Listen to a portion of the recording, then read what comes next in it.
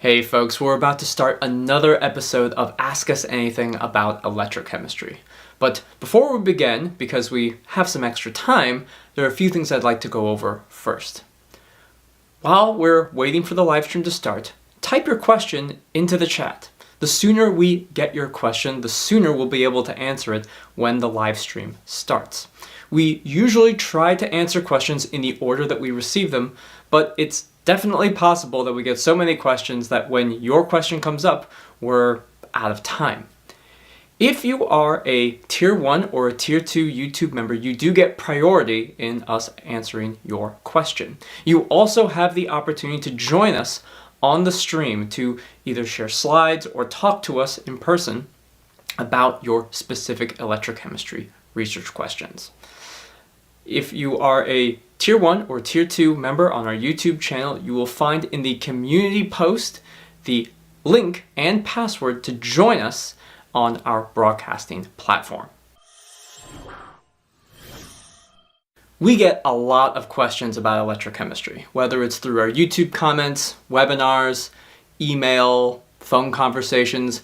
We get lots of questions from people about electrochemistry. And sometimes responding to a YouTube comment or trying to describe a cyclic voltammogram over the phone isn't always the easiest way to teach or describe electrochemistry. That's why we created this live stream.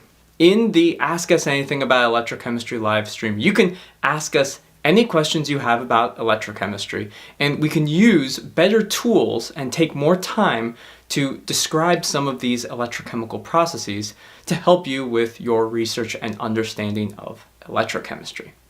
Now, in our time of doing this live stream, we've observed that if you ask a very, very specific question, we might not be able to answer it. It'll be a little bit too specific for us. On the other side, if you ask a very broad question and you're interested in just a very broad understanding of cyclic voltammetry, we have separate tools, we have other resources to help you. So we do have a YouTube video on cyclic voltammetry, an introduction to the subject. And if you're interested in more of a long-form course on, say, electrochemical impedance spectroscopy, we have a 5-part EIS webinar series for our Tier 2 YouTube members that you can access at any time. Now, if you weren't aware, Pine Research Instrumentation is a company that produces a wide array of high-quality electrochemical research equipment, from potentiostats to electrodes, electrochemical rotators, cells, different types of accessories. Pine Research has been supporting electrochemistry research and teaching for decades. Recently, we have developed new electrochemical simulation software called Aftermath Live. Aftermath Live is an online streaming platform where you can simulate popular electrochemical techniques like cyclic voltammetry. It's a powerful research tool, as you might simulate a cyclic voltammogram to support an electrochemical mechanism for your redox reaction that you're studying. But Aftermath Live and cyclic voltammetry simulation is also a very powerful tool when it comes to just learning electrochemistry. In fact, in previous episodes of the live stream, we have used Aftermath Live and our simulation software to answer some of the questions that you have. If you are watching this on YouTube, you can get a 10% discount on your first month of the basic and research editions of Aftermath Live by using the coupon code PINEYouTube10 when you're at checkout. Aftermath Live is a powerful tool and you can cancel your subscription at any time. Go to aftermathlive.com to check it out. Link is in the description below. Our live streams are normally on Fridays from 1 to 3 p.m. They normally last about 2 hours, sometimes a little bit more, sometimes a little bit less. If you miss the live stream, you'll always be able to watch it on our YouTube channel, and in the description we put timestamps for every question that was asked. This way you can look through the description and find the questions that are most relevant to your research and then watch those at your leisure. Also, we apologize in advance if we mispronounce your name. If on the YouTube channel you can put anything you want as a name. It could be a Pokemon, it could be a string of numbers. But if we call you out and we accidentally mispronounce your name, we apologize in advance. Lastly, please do not spam the chat. We've had numerous instances of people either talking about inappropriate things or constantly filling the chat up with some kind of spam. We will remove you if you do that. Let's keep the chat very clean and just talk about electrochemistry. Sometimes it takes a while before we're able to answer your question. So if you keep typing your question into the chat and spam the chat, then we will remove you from the chat.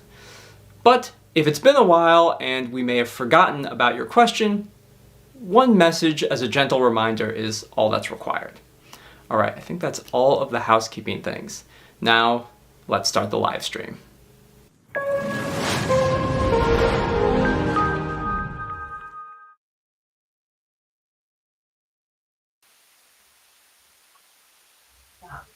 And we are live, I think. Hello, everybody.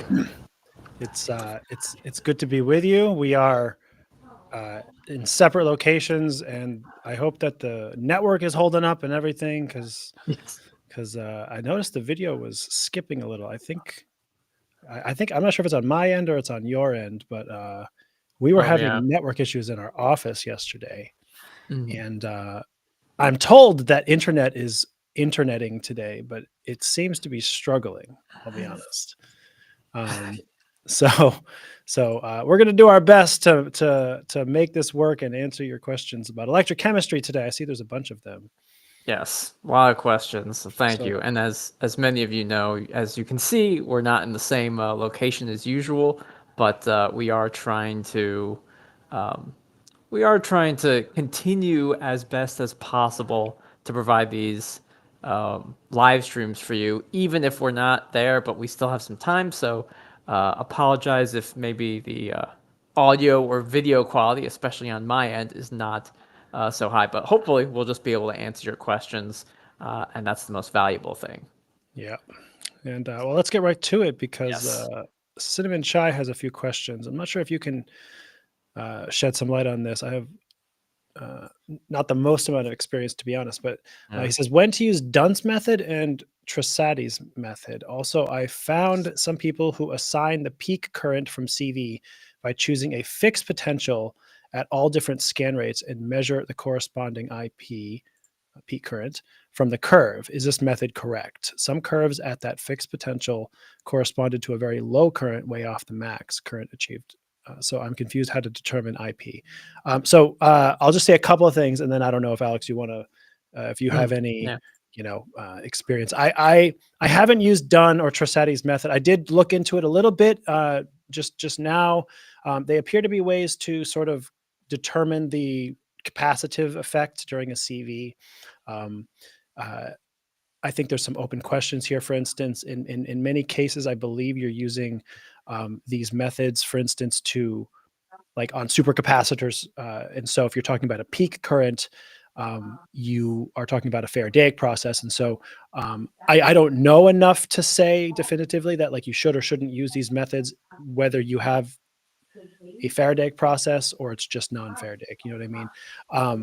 I think it's possible if you have, for example, even if you have a peak, but you have at least one section of your CV that's flat, relatively speaking, you can extract, capacitance measurements. One of them is, as best I can tell, the Trasatti method. It looks like you need to do like slower scan rates. There appears to be deviation at faster scan rates and things like that.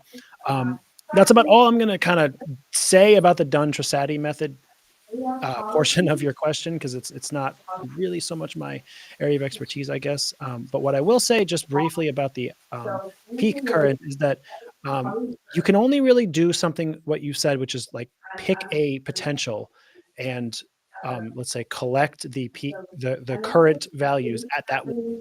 If your reaction is perfectly reversible, basically, such that the peak shows up at exact potential at every scan rate, because that is an ideal world. So, for instance, as you increase the scan rate, the positioning of the peak, the potential on the x-axis that the peak shows up should not change. But that only occurs for a reversible process. The reality is that very often your process isn't perfectly reversible, and so that peak position will shift ever so slightly. So the real, I guess I would say that most people and researchers get the IP is to use like a peak height tool in the software. And that usually subtracts a baseline from wherever the baseline is for that scan and wherever the peak happens to be. So otherwise, if you just say like at 400 millivolts, I'm going to get the current everywhere. Well, you might be on the foot of the wave, or you might be past the peak, or you might be at the peak. It's like you might not be capturing exactly where the peak is in the sieve. So very probably you want to be careful about doing that approach, unless, as I said, there's like perfect reversibility on of the reaction. I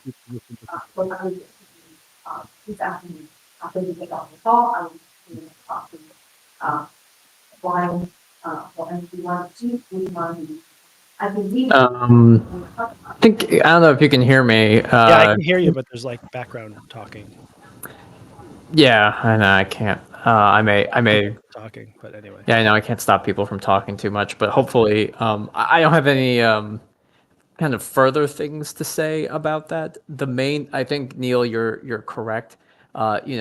There's the kinetic reversibility as well as the solution resistance, and that will also play a role, or what we maybe I'll not just solution resistance, we call it uncompensated resistance, can also create shifts as you adjust the scan rate. So as you really, because the problem you're running into is that the peak potential is shifting as the scan rate is changing. And that happens due to kinetic reasons as well as due to solution resistance reasons.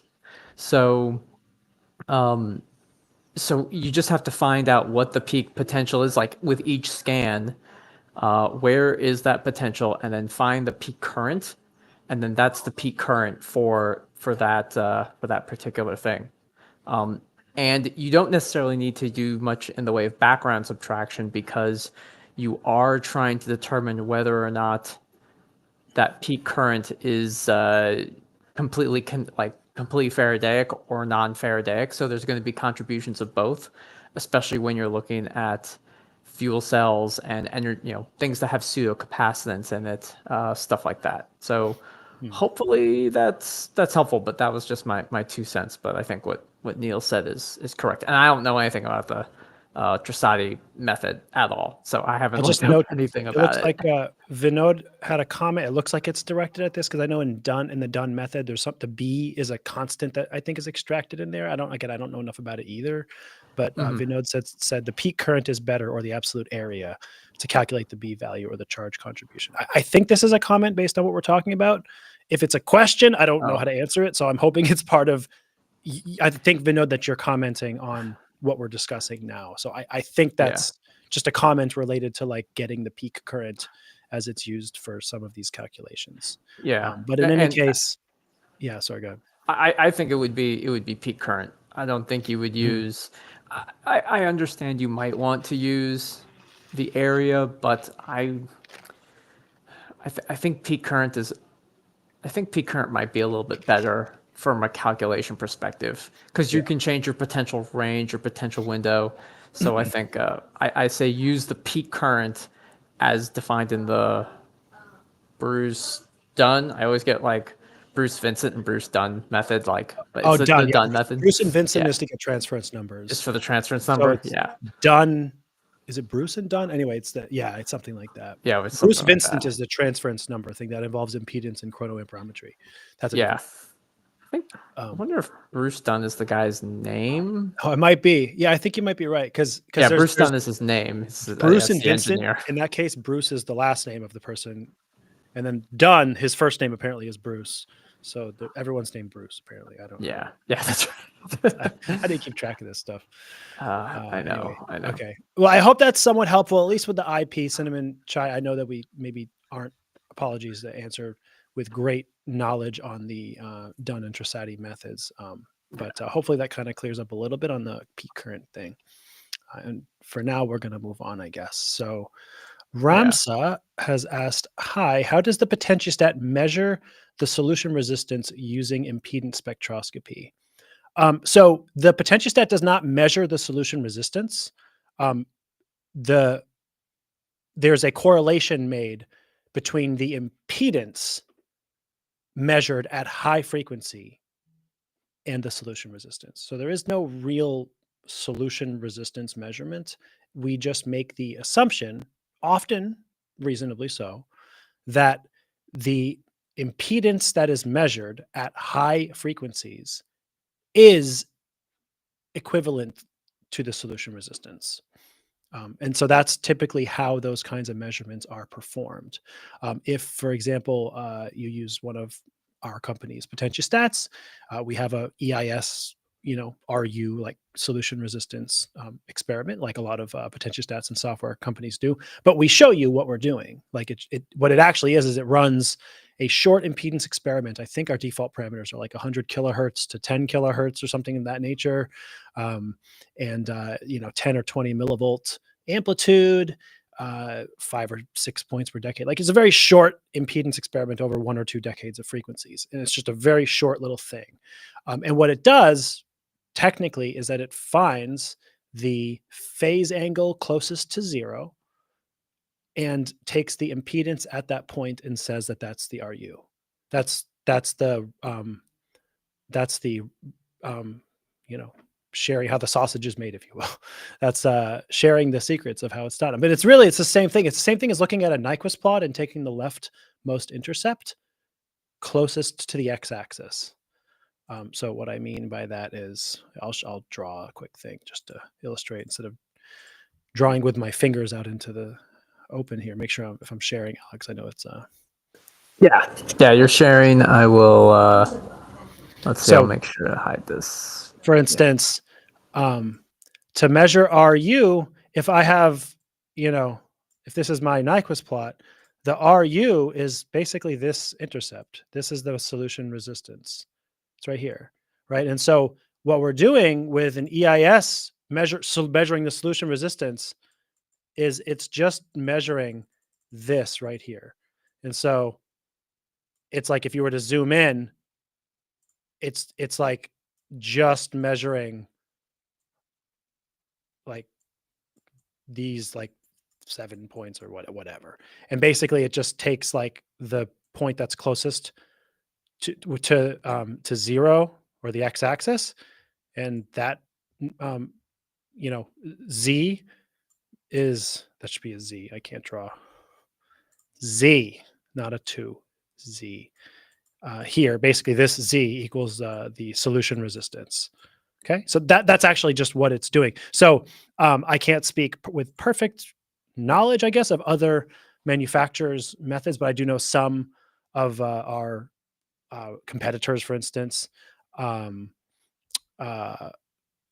like an EIS RU, and you click it and it just sort of gives you a number, and it's like you don't know what it did. They're probably doing something like that, is my guess. Yeah. And actually before we begin or continue, if you're on LinkedIn or something like that, you'll be we'll get to your questions. There's a lot of questions in YouTube, so just stay patient with us. But while we're on the topic, Cinnamon Chai has a follow-up question. Again, we're all talking about solution resistance, so I guess this perfect segue. When to apply IR compensation? Our workstation works by calculating RS through average calculation from EIS, which is exactly what Neil just described.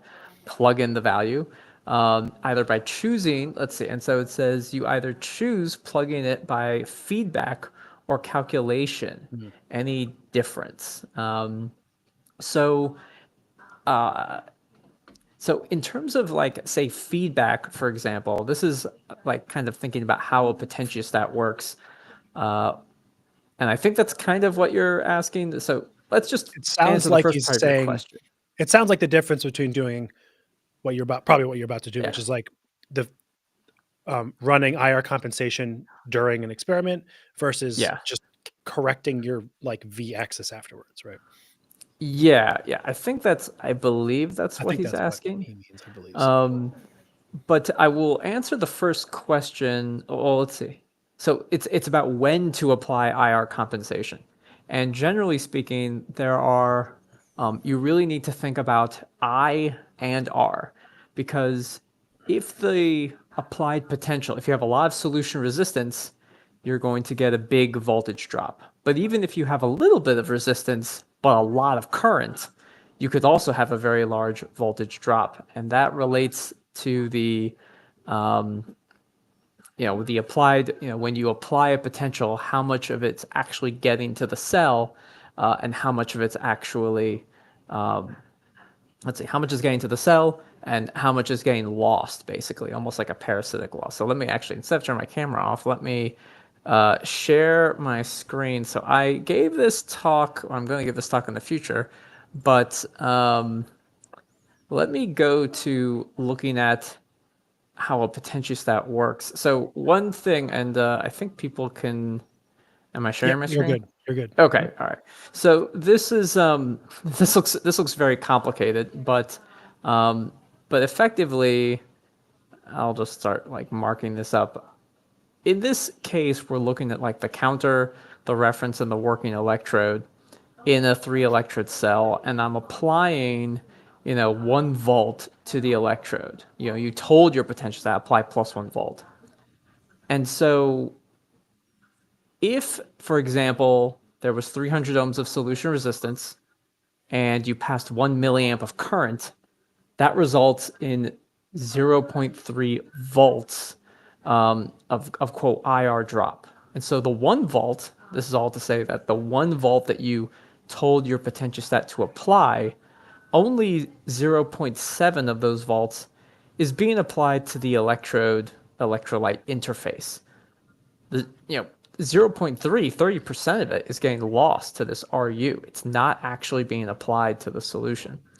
So in the technique, when you use feedback, the IR compensation, what's happening is within the potentiostat circuit, we have this separate multiplier, and it takes the value. Basically, it will, it takes the current that's measured at the working electrode, so the current that you measure, that's your I. It takes that and it multiplies it by the resistance, a resistance value that you set or you've determined through EIS or something like that.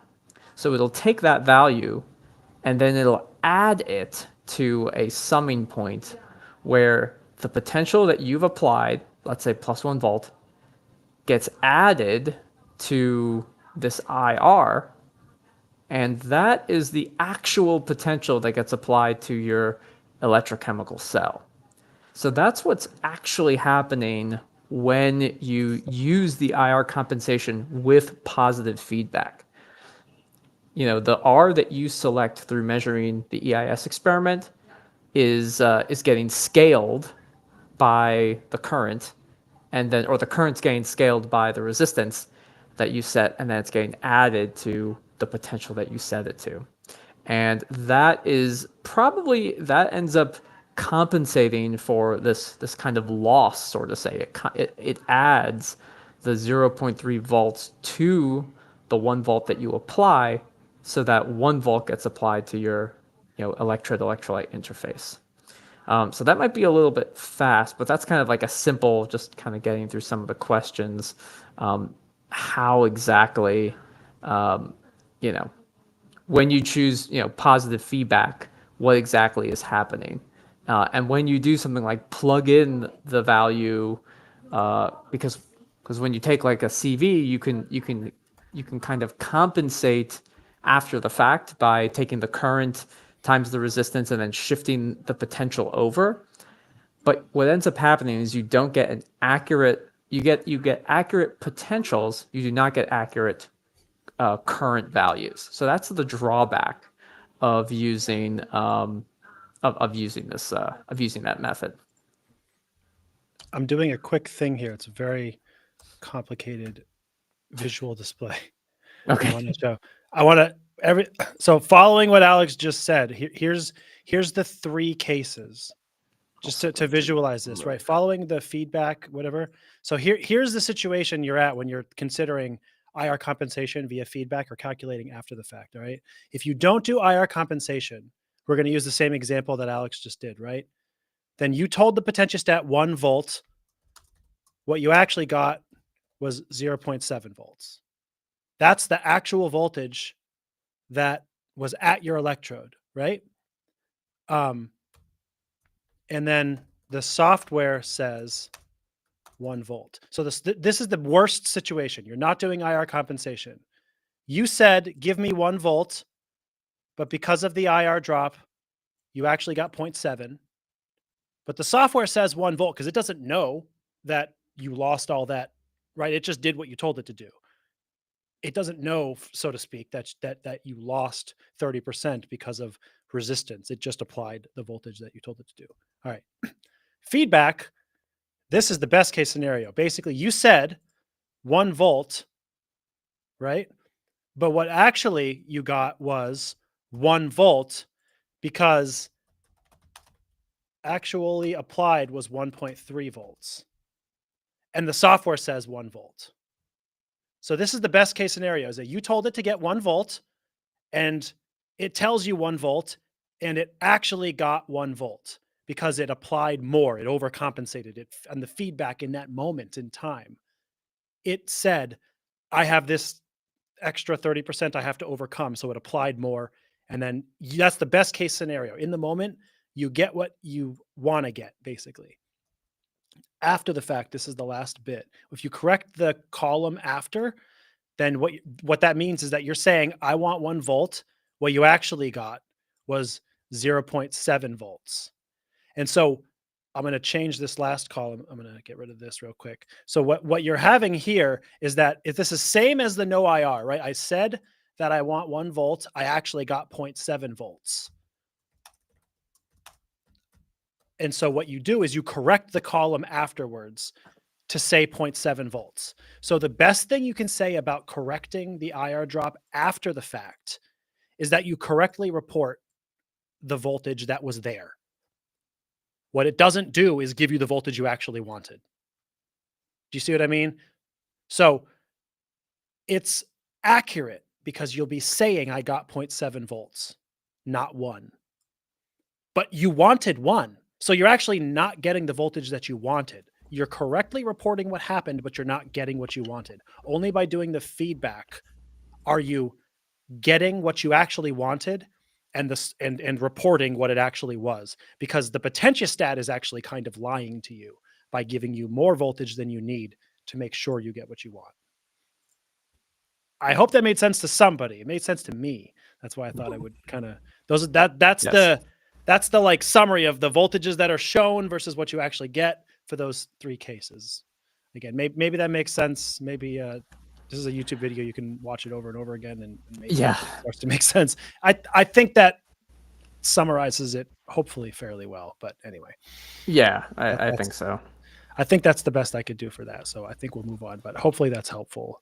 Yeah, I think that was. I need to find another place. I was getting too much noise. Yes, I provided the cover by stealing the screen for a while for you. So yes, I think that worked as best as possible. I appreciate it. Yeah. Okay, going down the line, or going down just in order. How to discuss EIS data? We only add the plot. And describe which part in it represents which element in the circuit. I guess it's the circuit. Equivalent circuit. The equivalent circuit, and add the parameters value in the table, and that's it. Or something else needs to be included in the discussion, and do we add the experimental EIS or the fitted one in papers? This is a very this is like, okay, so how do we discuss EIS data? Can I just say I love this question? I yes. really do. Mervet, Okay. I love this question. I know most of the time, if you've been watching this Ask Us Anything About Electrochemistry series, you probably know me as the one who complains about everything all the time because chi-squared and Tafel plots and things just get me angry. But I can be positive sometimes. I love this question. This is an excellent question.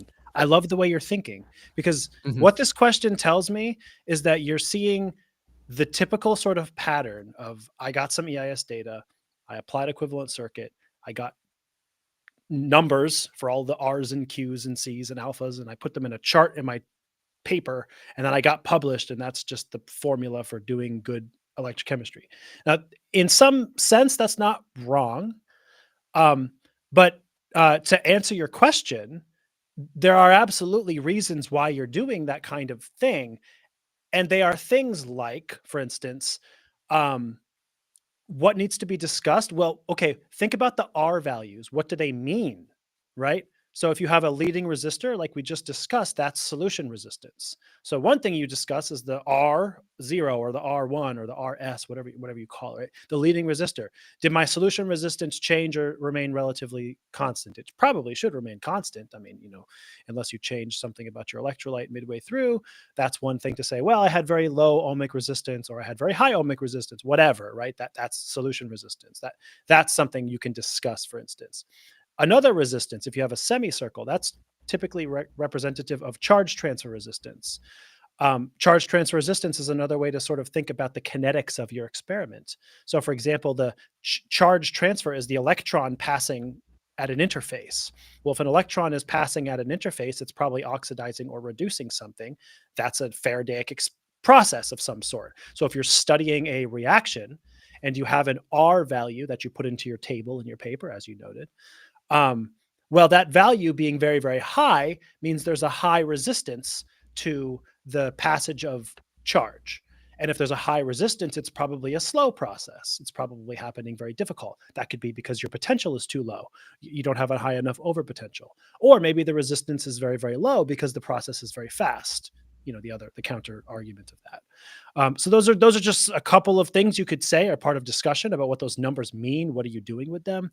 Capacitance is a double layer capacitance. Maybe you're studying a supercapacitor and it's charge storage. You want to have the highest Q or C value that you can um, at whatever potential you picked. Is that indicative of a very thick double layer or a very thin double layer? Does your surface area getting bigger mean there's a thicker, more capacitance? Do you have a very dilute electrolyte and so your capacitance is really low, which indicates a very actually it'd be like a thicker double layer but not tighter, lower capacitance in any way. How the size of the Helmholtz layer and things like that. I mean, there's a lot of like secondary kinds of analyses you can do and talk about based on these numbers, but just the mechanism of your thought process is good because you're thinking about this more than just like doing the performance of impedance, fit a thing, put it in my paper, right? That's just a very brief kind of talking through. And I do think, to be not so cynical, that there are definitely a lot of papers and publications with impedance data that do something like what I just talked through very briefly. Like they do discuss, hopefully in some cases, oh, well, this resistance was such and such under these conditions, and that correlates with this kind of a kinetic process or something like that. And then as far as, experimental, honestly, either you see both in the literature. I think probably if you did a fit on your data, you would want to show the fitted plots. Like you'd show your Nyquist plot, for instance, with like dots for your experimental data, you know what I mean? And then like the line of the fit on the same plot if you're talking about doing a fit. But you don't necessarily have to. Some people just show the raw data and then they show the equivalent circuit that they fit and they show their table, right? And then maybe they discuss what those mean. But you see both in the literature for sure. But my advice and my preference, if I were a reviewer, for a paper, is that I tend to like, if you did fitting, show the fitted data. It's good for people to see how well it fit. It's almost like, in some sense, and I have reviewed papers before with impedance, and to me, it kind of is a red flag in the sense where it's like, if you fit your data but you don't show the fitted results, it's like, what are you hiding? Like, did it not fit that well? Like, if it didn't fit that well, that's okay. You can explain it. Not everything has to be like, look, this is the most amazing data in the world. We're researchers and scientists. It's reasonable to say like, yeah, my results were pretty good and they shed some light on this process. you're allowed to do that in the scientific community. So I would suggest add the fitted results if you're going to go through the trouble of fitting. You should show it. Very good. There Hey, you go. trying to get physical meaning out of EIS data as opposed to just I know, I really like it. thinking about it. That's the challenge of the scientist and the engineer, the PhDs. You get all this data, and the datas are just like numbers and lines and stuff like that, but you have to come up with a story about what's actually Exactly. happening in your physical system. So you don't just see the chemical bonds breaking and coming together. You have to suggest that this is the mechanism or this is what's happening. So EIS helps shed some light on that. Okay, so moving on. Again, if you're asking us questions on X or LinkedIn, we will get to you. We just got a ton of YouTube questions that came Yep. in. We're getting through everything, I TT. promise. TT is back. Do we apply Kramers-Kronig to our fitted EIS data to validate the fitting? If so, the software I use doesn't have this feature. Should I just draw the KK equivalent circuit and add my fitting data values into the Kramers-Kronig EC parameters? Or how should I apply it? Please, my fitting fits the plot very well, but the error percentage is too high. I think also it's There's not done more. yet. The question ain't done yet. Keeps going. Also, sometimes my fitting fits the Bode plot smoothly, unlike the Nyquist. What does this indicate? Should I assume that the fitting is well, since it fitted the Bode plots well, or what? Well, there are a few questions. I think we'll just kind of tackle this from Mm. start to finish. So Kramers-Kronig should be applied to the kind of raw, not the fitted EIS data. It should apply to the raw EIS data. And the Kramers-Kronig just helps you determine whether or not the EIS data is valid. Um, so to a certain degree, if I think Neil, you've described this as if your data doesn't fit Kramers-Kronig, that ain't no circuit that's gonna fit your data, right? So I don't think I said it so sassy, but you're right. yeah, I add the sass to I it. I like like the the sass. I I like it. like the sass. Ain't Like no there's circuit no gonna fit your data. That's right. ain't no circuit gonna fit your data. So, Yes. so if you get, if Kramers-Kronig fits, or and Niels also pointed out, it might fit most of the points, but then when you get to say the really low frequency, it doesn't fit quite as well. And that may be because those specific EIS data points have a lot of drift in them. You may decide to, when you're doing a fit, to weight those points differently, or you can make the call that like, hey, these values are drifted, but the rest of my EIS data in the high to mid frequency region is still very good. I will only do a fit within this range to get some information about only that section. So Kramers-Kronig just tells you if your EIS is just valid. So you won't, and then once you determine, hey, my EIS data is valid, now I will now try to determine an appropriate circuit model to then do fitting, and that circuit model should be based on the kind of the physics or the chemistry of the system yourself. So I think that's how you use Kramers-Kronig, EIS fitting, and then your kind of EIS raw data, and those kind of like three things. It's like you collect the raw data, you check if the raw data is valid with Kramers-Kronig, then you use an equivalent circuit model based on the physics and chemistry of the system, and based on, you may use other techniques to determine whether or not you have interfaces. Like EIS just by itself might not be enough to say like, oh, I added a Voigt element because I have this, because it fit well. It's like, no, I added a Voigt element here because I see from an SEM image that I have an interface that I didn't predict I would have, or I have pores in the system. So you use the equivalent circuit to then fit your EIS data so that the values of those equivalent circuit elements correspond to the physical things in your electrochemical system. Okay. So that was my ramble about that. Keep So I'm you looking. don't I'm need looking to. for an example, by the way, just of something while you're talking to. But Oh yeah, yeah. keep going. I'll jump in when I have a thought. And if the sub, okay, so don't need to worry about the software feature on that. Okay, and then let's see if how should I apply it? My fitting fits the plots very well, but the percent error. So we would need to know a little bit more about. Oh yeah, actually, so this kind of goes into like, okay, the quality of your fit. Your question's really a lot about the quality of your EIS fit. You know, Hmm. your Bode plot looks smooth. Your Nyquist plot seems to be off a little bit more. What does it mean? What does it indicate? Um, I can show you just a brief example. I'm oh trying yeah, to. I have some. So in short, I actually think in a lot of cases it tends to go the other way. So for yes, that's right. instance, I was thinking the other I way. just have a lot of data here to kind of like I'm trying to find a good example for that. So in one case, let's just say this is like a very simple example, right? It's a simple, um, you know, semicircle, right?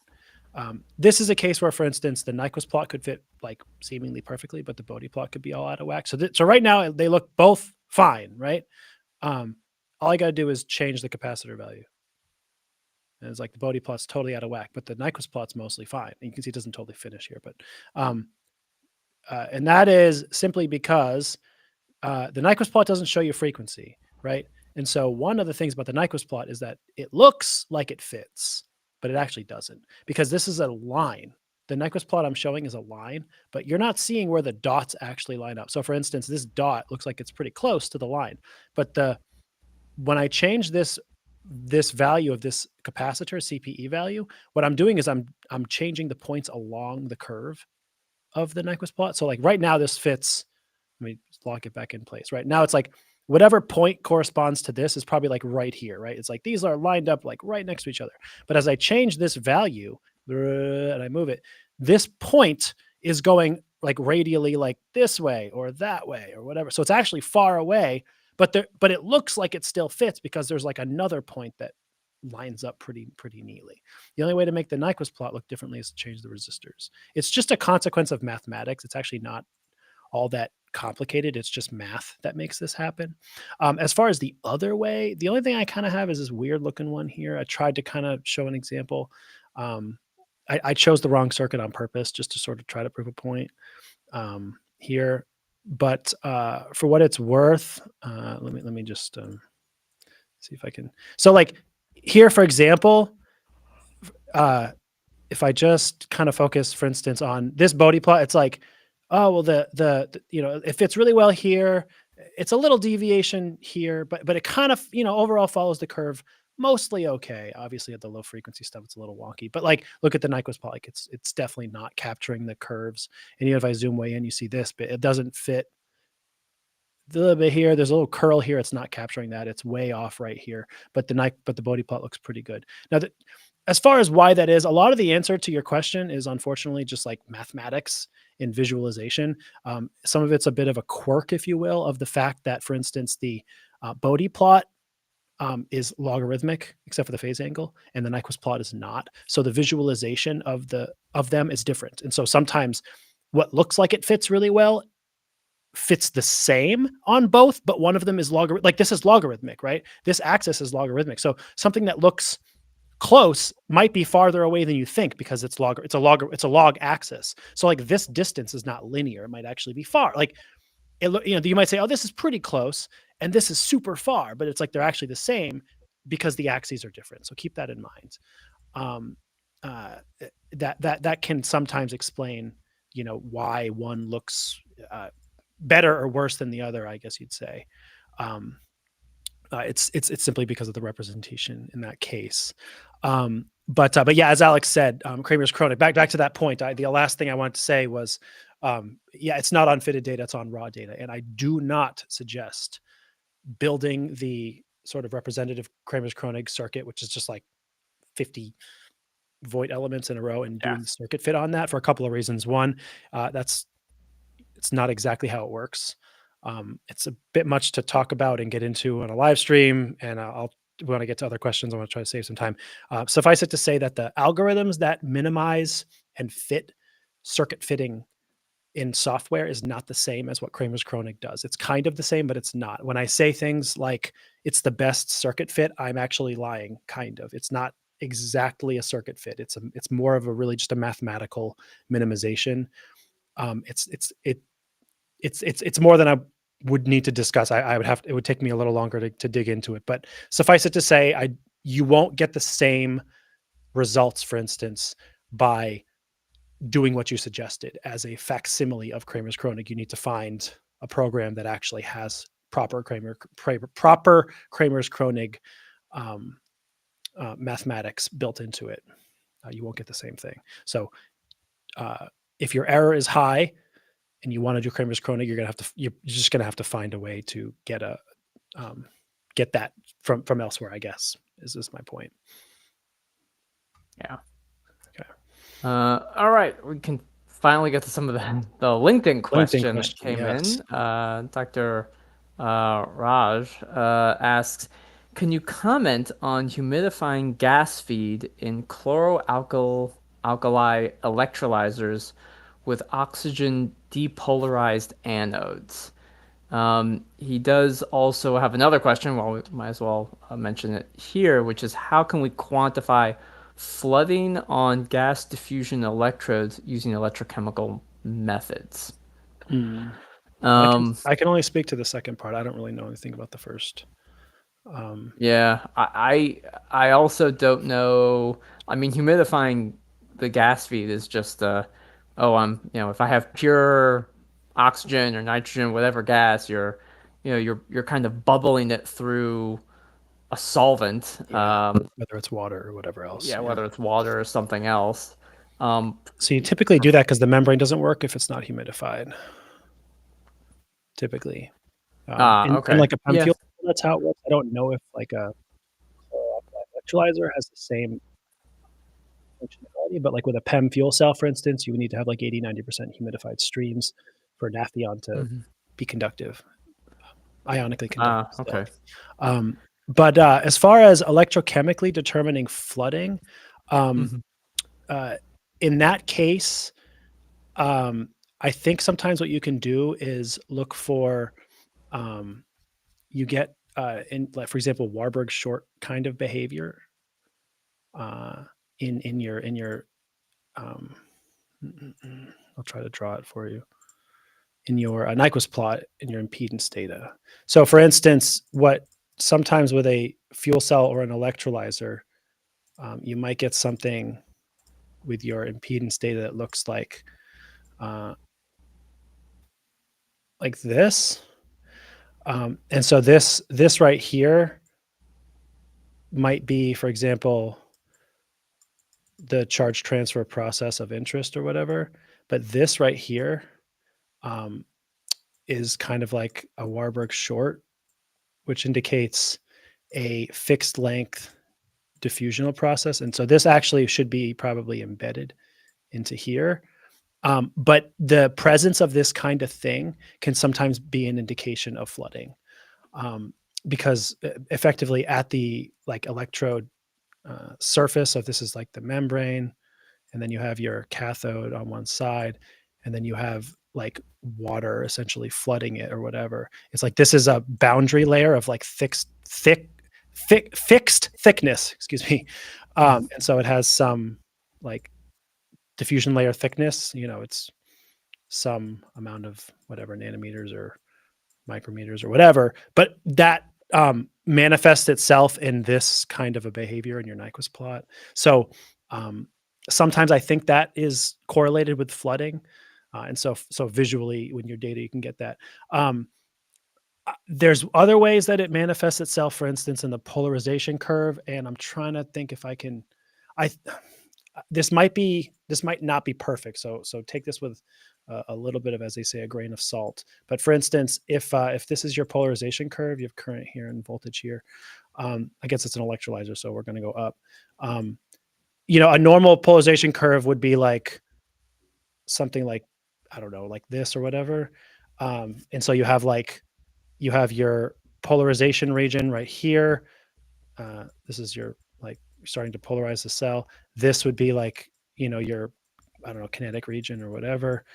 and this would be the mass transport region at the end. But I think sometimes if you get something where like the current stalls, like you don't get any more performance out of it, it can be because of flooding, something like that. Like it hinders the performance because it provides another like diffusional barrier or something. And so I think sometimes that's how it might manifest itself, where the current will sort of stagnate, whether it's an electrolyzer or a fuel cell. If it's in a fuel cell, it might just go the other way. For example, it just kind of the current will just like like get to a flat line, if you will, so something like that. I don't. That could be not exactly the case in all systems. My memory. It's been a while, to be honest. I think it's something like that. I want to clarify that. I would look into the literature, and you probably find some plots that would be a little more accurate. But something like those things, as best of my recollection, might be what you could expect to see from the electrochemical data if you have flooding. All right. All right. Very good. I actually don't even know what flooding refers to. I'm thinking about like, it's like you have a humidified stream, and if too much of Uh-huh. the fluid condenses, like, you want the whole fuel cell at a temperature, but if the temperature Yeah. drops, just like in the air, like if it's like 100% humidity and the temperature drops, it starts to rain, right? Like Oh, so they use flooding as the yeah, phrase when the humidity gets like too high and then it physically condenses from a gas to a liquid. exactly. Yep. Oh, interesting. Yeah, Okay. All right. and you don't, you can a fuel cell, or sometimes because a fuel cell, it's different with an electrolyzer, I guess it Yeah. depends.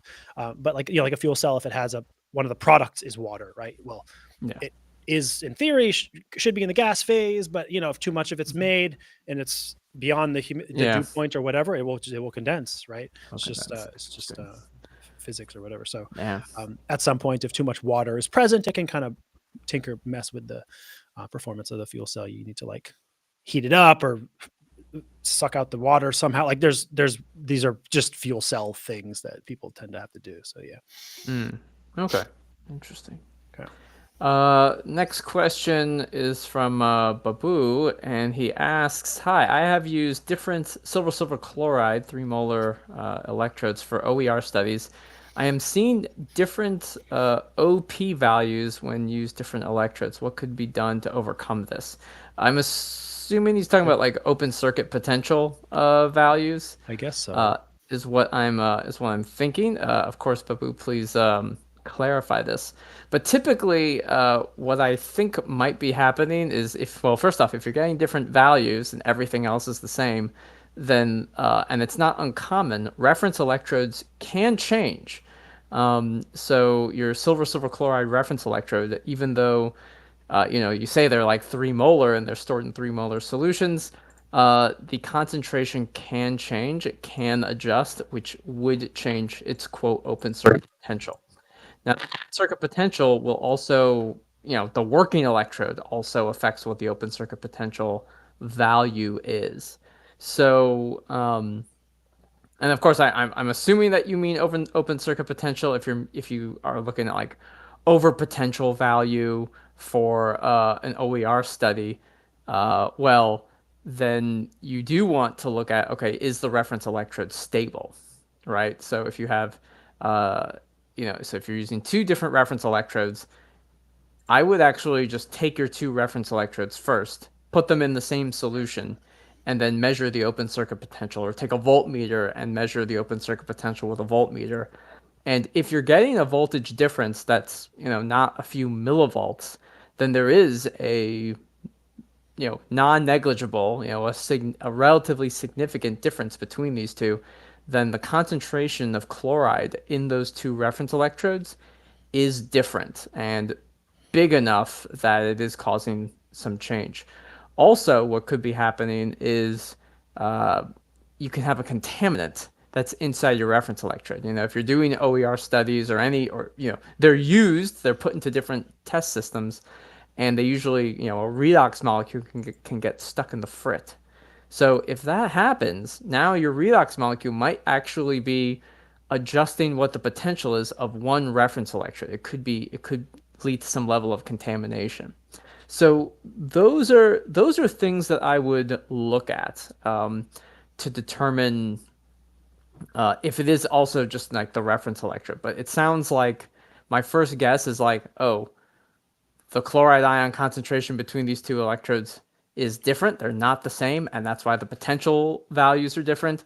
And so if you literally put these two reference electrodes in with the exact same working electrode with your OER, catalyst on it, and you run the same CVs, the potential will be shifted because they're not referencing the same point. So that's what I think is happening based on your description. And to overcome this, so let's say you do find that, oh, the reference electrode potential is different between these two. Well, one thing that you can do is you can make sure that you can refill the reference electrode. So you can take out, put fresh, clean solution in, 3 or 4 molar potassium chloride. You add a little bit of silver chloride in it as well. Let them stabilize, clean the frit, even replace the frit sometimes, and let it soak. And then take the open circuit potential of these new, freshly cleaned reference electrodes, and then see if the potential is zero. Like the potential difference between them should be like maybe one or two, a few millivolts at most. But overall, the potential difference between these two should be the same. It should be exactly the same. So hopefully, Babu, this is helpful. Please comment if you need a little bit more information. But based on your question, that's my first. That's kind of the first thing I would go for. My first recommendation. Very Uh, nice. okay. I was getting some things ready for the next question. Yes. I wasn't Which? ignoring you. I mean, I was Oh no, ignoring, no, I was no, ignoring you a no. little bit, but That's fine. That's fine. like to try to be Um, prepared.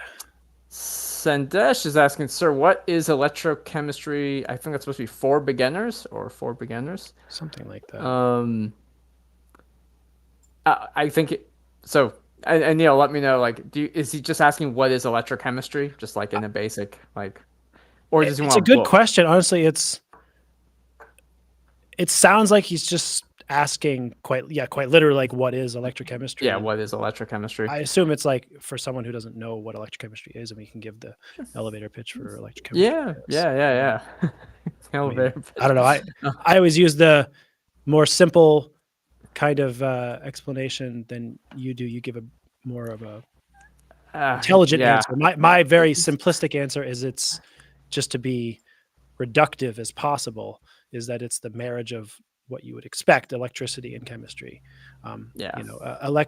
Electrochemistry is the study of redox processes. And we say redox, that's reduction and oxidation.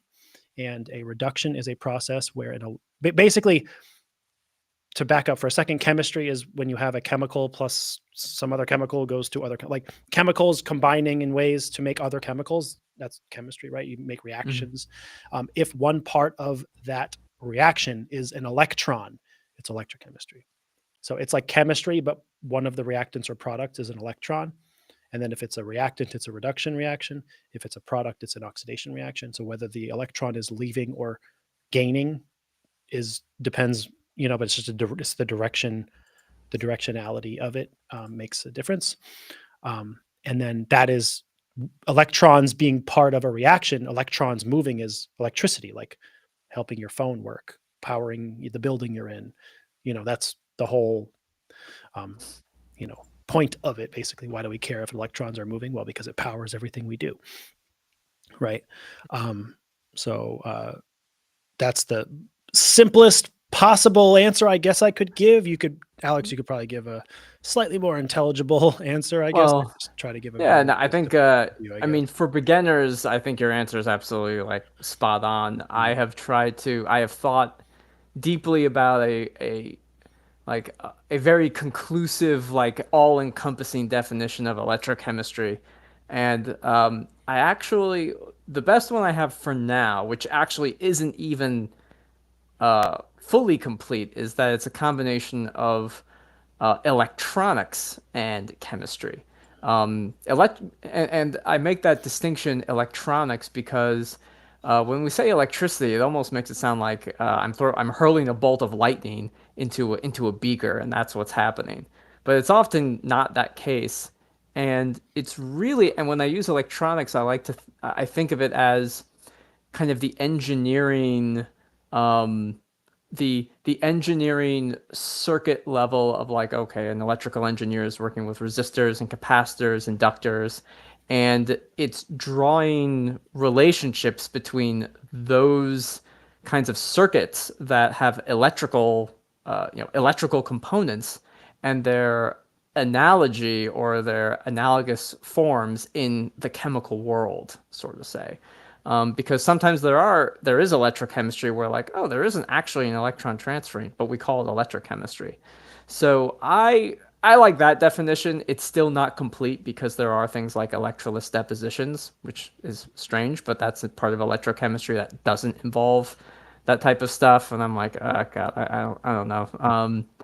But Electrochemistry without the electro. yeah, one thing though I do like to tell people about electrochemistry is that when you have a chemist, when you see a chemist working, they're like mixing beakers together, or they're putting things on a Schlenk line, and they're literally mixing like chemicals together. And when you see an electrical engineer like physically working, they're like soldering like a wire, or they're putting something together. But that's what they do like in their lab. But if you look at what a chemist does when they're at their desk, is they're thinking about chemical bonds. They're thinking about like atoms, anions, and cations, and that's what they think about when they're actually mixing these things together. And if you go to an electrical engineer when he's at his desk, they're actually thinking about these big circuit diagrams, right? They're physically putting and wiring things together, but they're thinking in their head about like, well, what's the inductance of this inductor, or this capacitor value, and how is it going to affect the voltage or the resistance that goes through. So they're thinking about those different things, and electrochemistry is a combination of the thinking behind the chemistry and the electrical engineering, and kind of merging those two worlds together.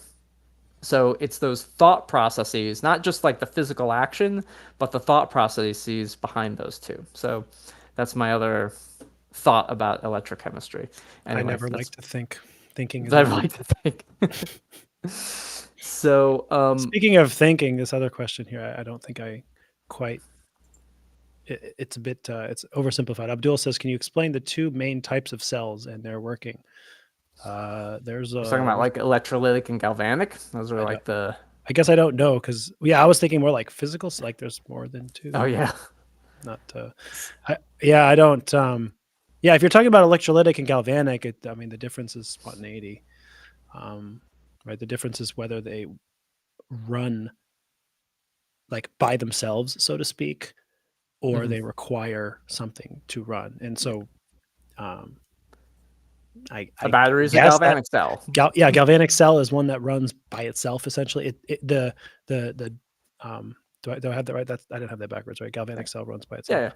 Yeah, Yeah, yeah, I'm yeah, just making sure I don't say something stupid. I mean, yeah. it's very No, possible.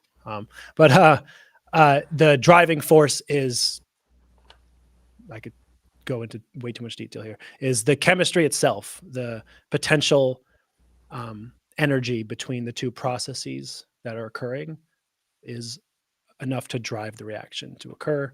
Electrolytic cell is one that requires energy in to drive both um, reactions. So I don't know if that's what they're referring to, but probably have no, to leave it, I guess, because I don't know. I mean, if they're saying like, yeah, what are the two types of cell, like big, like alkaline cells and glass cells, or three electrode cells, yeah. Those, or yeah, battery there are cells? Like, those there's a types of lot of cells too.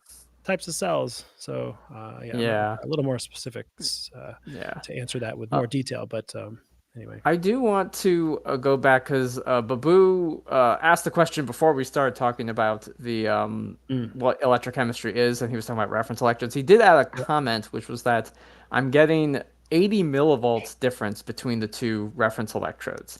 But he also then said that his phone fell, so he'll listen to it later. So right. so hopefully, Babu, you see this later. But if you're getting like 80 millivolts difference between the two, um, you absolutely have either some major contamination, or the concentration of chloride in one or the other basically is pretty big. It's like over 10 times the difference. And I'm not going to say it because I know Neil's waiting for me to talk about my favorite equation, but I'm not going to say it.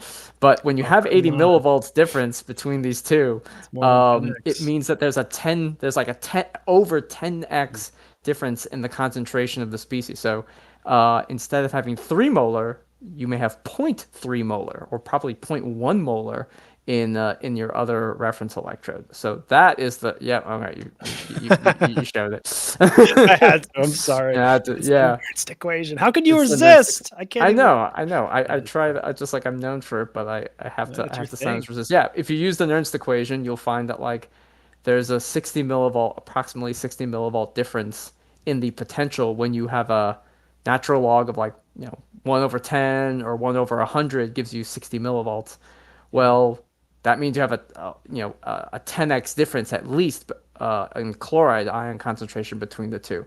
So That's why there's a 60 millivolt shift per pH unit. If you're aware of that, for yes. instance, when the pH goes down, the potential goes up by 60 Mhm. millivolts because pH is a logarithmic scale of H plus concentration, basically, right? Yep. So it's the same thing. Same thing. Absolutely. Yep. So refreshing. So to my original thing, refresh the electrodes, both of them, and you'll definitely get much closer than 80 for both. Hopefully.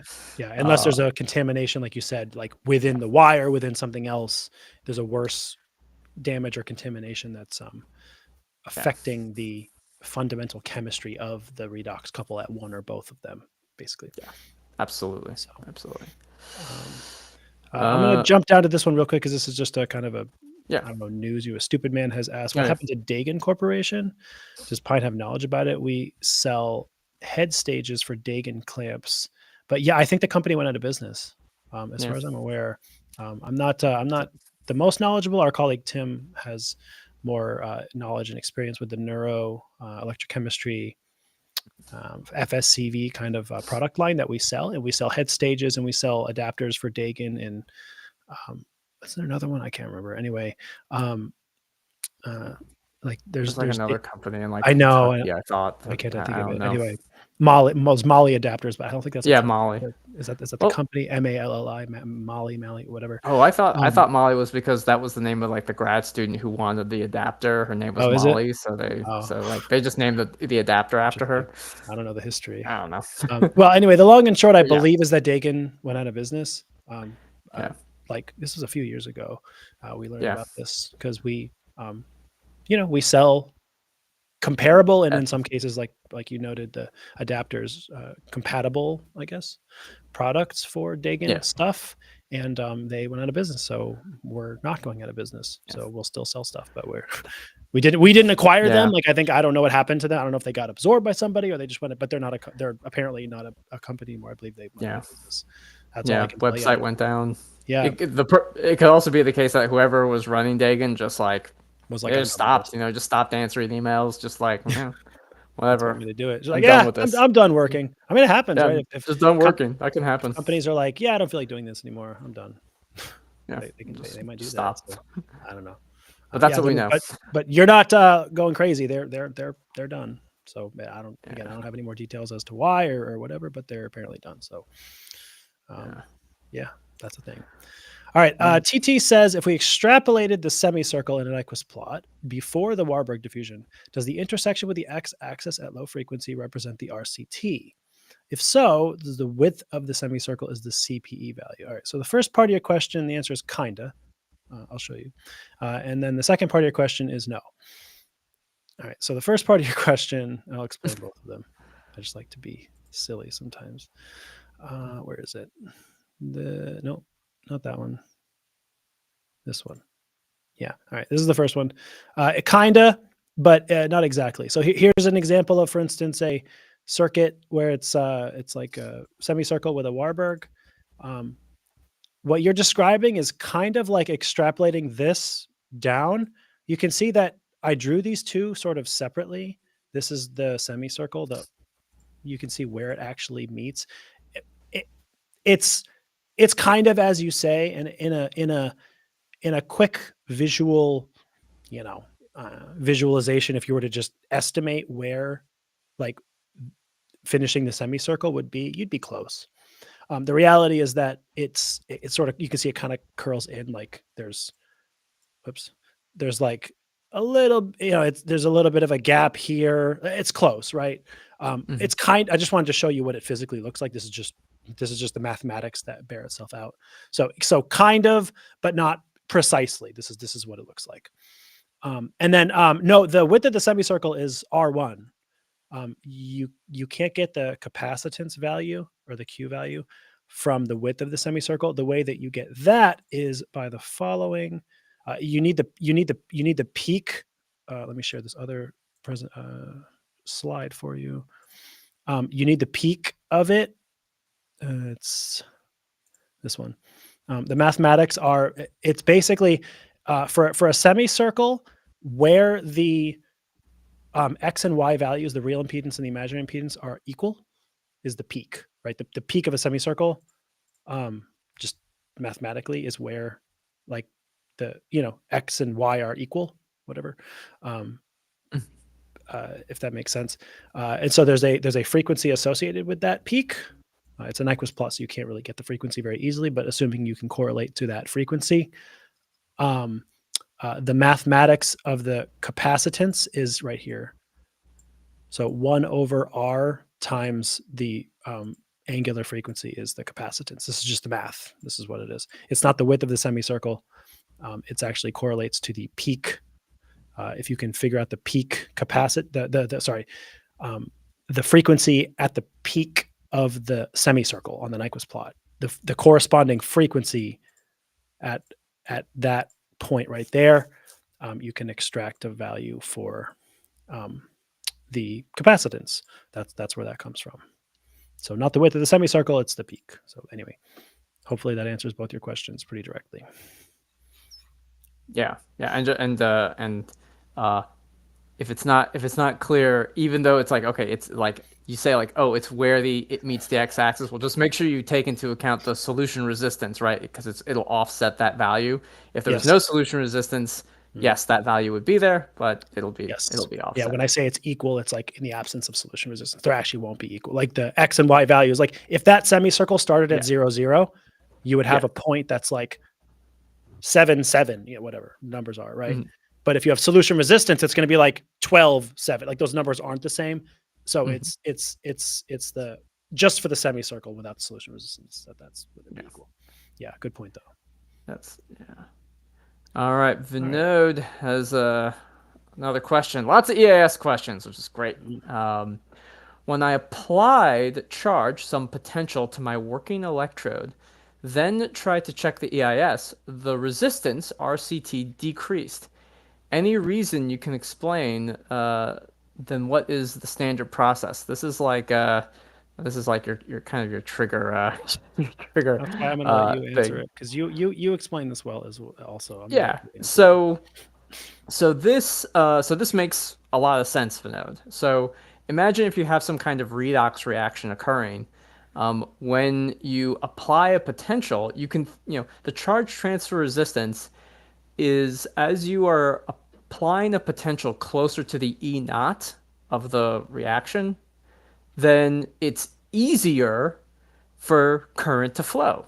And that manifests itself as having a smaller resistance. So when the RCT, the charge transfer resistance, is very high, that usually indicates like, oh, I'm at a potential where no current flows. But it's not uncommon that you'll see if I'm applying EIS at a potential close to the E naught of the reaction, my charge transfer resistance gets really, really small. And as I move away from it, the charge transfer resistance gets bigger and bigger and bigger. And so from that perspective, it should make perfect sense. And it's kind of an interesting and funny thing because you think, oh, the charge transfer resistance is just a constant.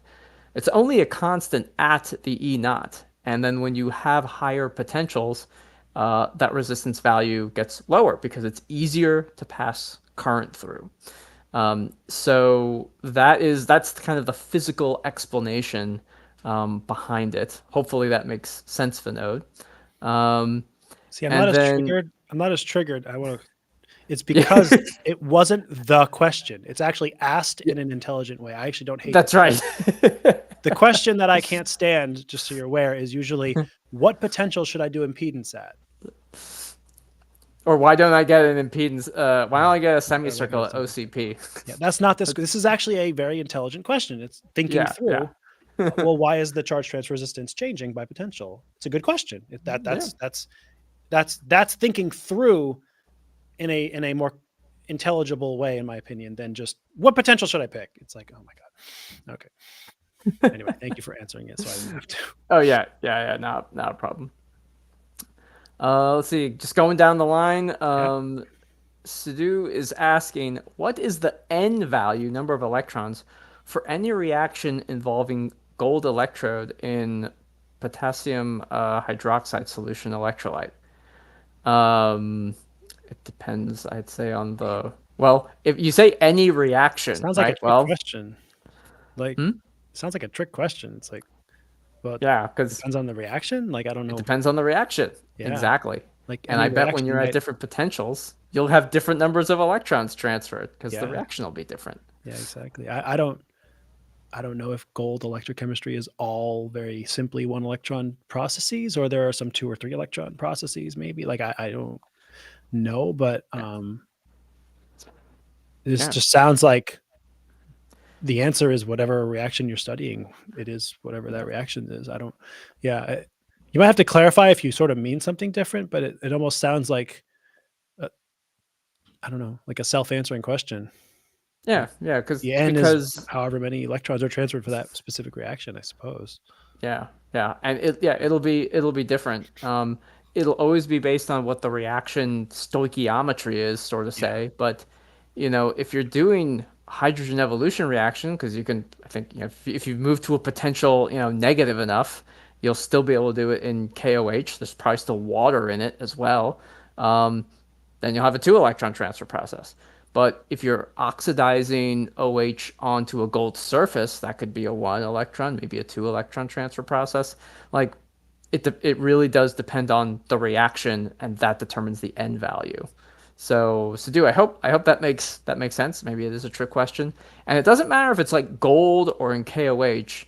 The number of electrons transferred for a reaction is just based on the reaction itself, like fundamentally. So the other things don't matter quite as much. And in a CV, you'll get multiple peaks. There could be different numbers of electron transferred for those specific peaks because different processes are happening.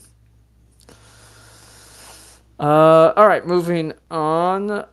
Renosha asks how to interpret the parameters of CPE element, CPET, CPEP, and WS element, WSR, WST, WSP.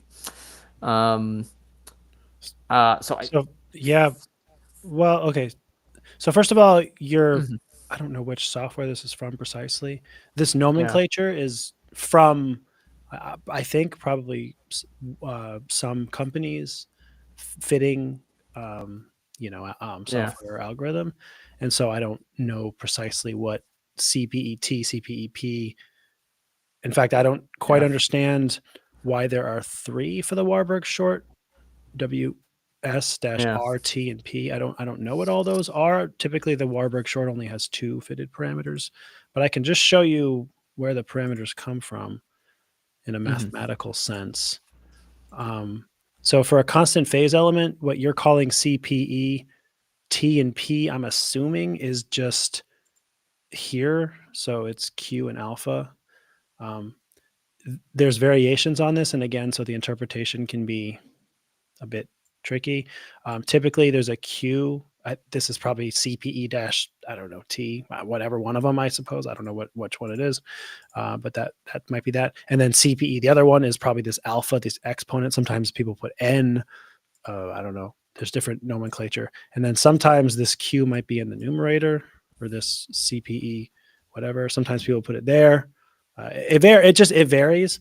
Um, uh, for the CPE, the answer is that Q is kind of like an effective capacitance, because if you look at this is the equation for a capacitor, and this is the equation for a CPE, and so they only differ by this exponent where the j omega is raised. And so Q is effectively like a non-ideal capacitance, basically. That's basically what that is. So whichever of your nomenclature it corresponds to, I don't know precisely, but that's what that one is. And then the alpha value, this exponent, is sort of like the non-ideality factor. So you could probably very quickly see that if alpha is equal to 1, right, this is the same. These j omega to the 1, it's a capacitor. So alpha is a degree of ideality, and so if it's less than 1, it's non-ideal. And so that's for the CPE, what those parameters are sort of in the very simplest explanation I'll give now, what they mean. For the Warburg short, let me move to a better slide specifically with that. This is the Warburg infinite model. Oh, this is the wrong webinar. Let me get the right one for you. I need one with the Warburg stuff. And it's this one. So let me get the right slides up for you. Okay. Nope, not that. There it is. Yeah. Okay. Take 2. All right. So the Warburg, again, I don't know where there's 3 components, but the mathematics behind the Warburg short is technically, it's this equation. I know it might be a little much to look at, or I don't know, confusing perhaps, but it's the impedance of a Warburg short is there's a constant W.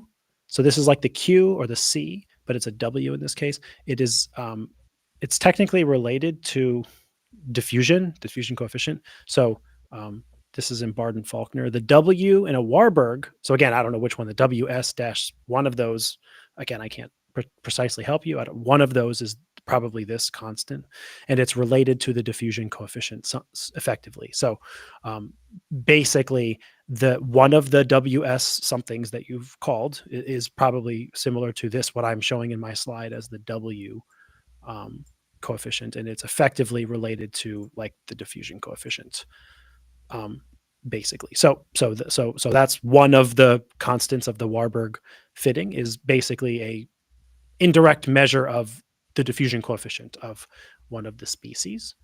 And then again, I don't have 2 others, I only have 1 more. Generally, you typically only have 2 parameters or constants with a Warburg short, so I don't know if they're breaking down. My guess is possibly one of them, like you have like CPE-P or something, and like WS-P. One of them might be the exponent, which you can see here is just a square root. So maybe one of those parameters is just 0.5. Like if the alpha of the CPE corresponds to this WS parameter, it might be just implied to be 0.5, or maybe you can adjust it. But with a Warburg short, technically, and with a Warburg, it specifies that like non-ideality factor to be 0.5, which is what this is. So I don't know, that might be it. But the other constant is this B constant, which again, just to repeat ad nauseum here, at one of those WS parameters that you listed is probably this B. It's what we call B in my company. Again, it varies with different softwares, but whatever you call it, it is basically related to delta, which this is the diffusion layer thickness. The diffusion coefficient is involved in the B as well, but primarily we think of B, this parameter in the Warburg short, as the diffusion layer thickness. So the Warburg short is an element that describes diffusion through a thick, I can't say these words, fixed thickness of a boundary. And so the thickness of that boundary is this delta constant, and the B that we fit is basically a somewhat direct measurement of the thickness of that layer. So that's what those parameters usually mean. As best I can tell, again, from the nomenclature, I'm just trying to relate it to what we use in our software. And hopefully that kind of clears up a little bit for you, what those mean. Yeah, Renosha also kind of mentioned, I guess we should have talked about this question Oh too, but yeah, you did go over all the parameters, and I think you I have answered that as some of well. this. But she wants to know what the difference is between a Warburg short and a Warburg open. She Mhm. says, my plots fit the Warburg short, but sometimes I use values from Warburg open fittings into Warburg shorts, and it works. So I'm confused which to use. So the weirdest thing I would say is if you're finding you can use either because they don't look anything alike. Yeah. This is what the Warburg short looks like. Okay, this is I'm just using it just by itself. The Warburg short is basically it curls down. It looks like a semicircle. It has this 45-degree portion at the high frequency here, right? And then it basically makes a semicircle and curls down. The phase angle at the lowest frequencies goes to zero. So it looks kind of like a Randall's or a Voigt element.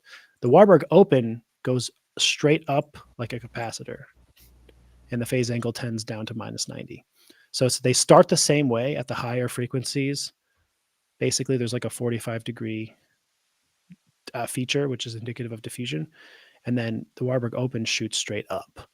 Um, the I always am try to be as honest as I can about the differences between these two. Um, and one of the things that I tend to acknowledge is that I personally find the Warburg short to be easier to conceptualize than the Warburg open. And so the difference between them is that they are both systems where there's diffusion occurring. They describe the impedance of diffusion, and they describe the impedance of diffusion through a fixed boundary. It's the boundary condition that differs between the two. So open and short, other names for that are reflecting and absorbing. Um, Mathematically, there's different boundaries. There's Dirichlet and there's I'm forgetting the names. When you do it in an engineering context, you have boundaries that absorb, boundaries that reflect, boundaries that are different ways. And mathematically, they result in the differences between those that you see. One curls down, one goes straight up, right? And so the shortest answer, the quickest one is that, well, which one should you use? Well, look at the Nyquist plot. Like it's a dead giveaway. Does it curl down? It's a short. Does it go straight up? It's an open. But again, just to kind of fill that in, like the fixed length Warburg short is where the material goes through. It's an absorbing boundary. The material goes through the boundary. So it's like I can picture that. Like it makes sense to me. It's like species goes to surface and then goes into whatever boundary layer of fixed length of some sort. The open describes diffusion through a fixed length, but the boundary is reflecting. It's like firm.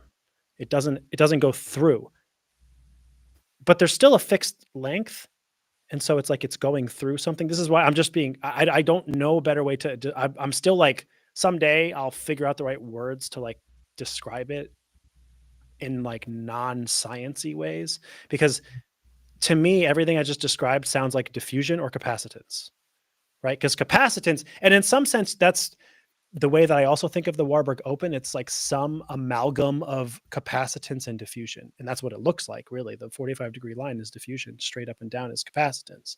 Because if you think about it, what happens if you have an electrode that's polarized and you have a bunch of ions in a double layer that are some distance? That's a capacitor. Okay. Well, what happens if you have an electrode and you have ions and they're moving towards it or away from it?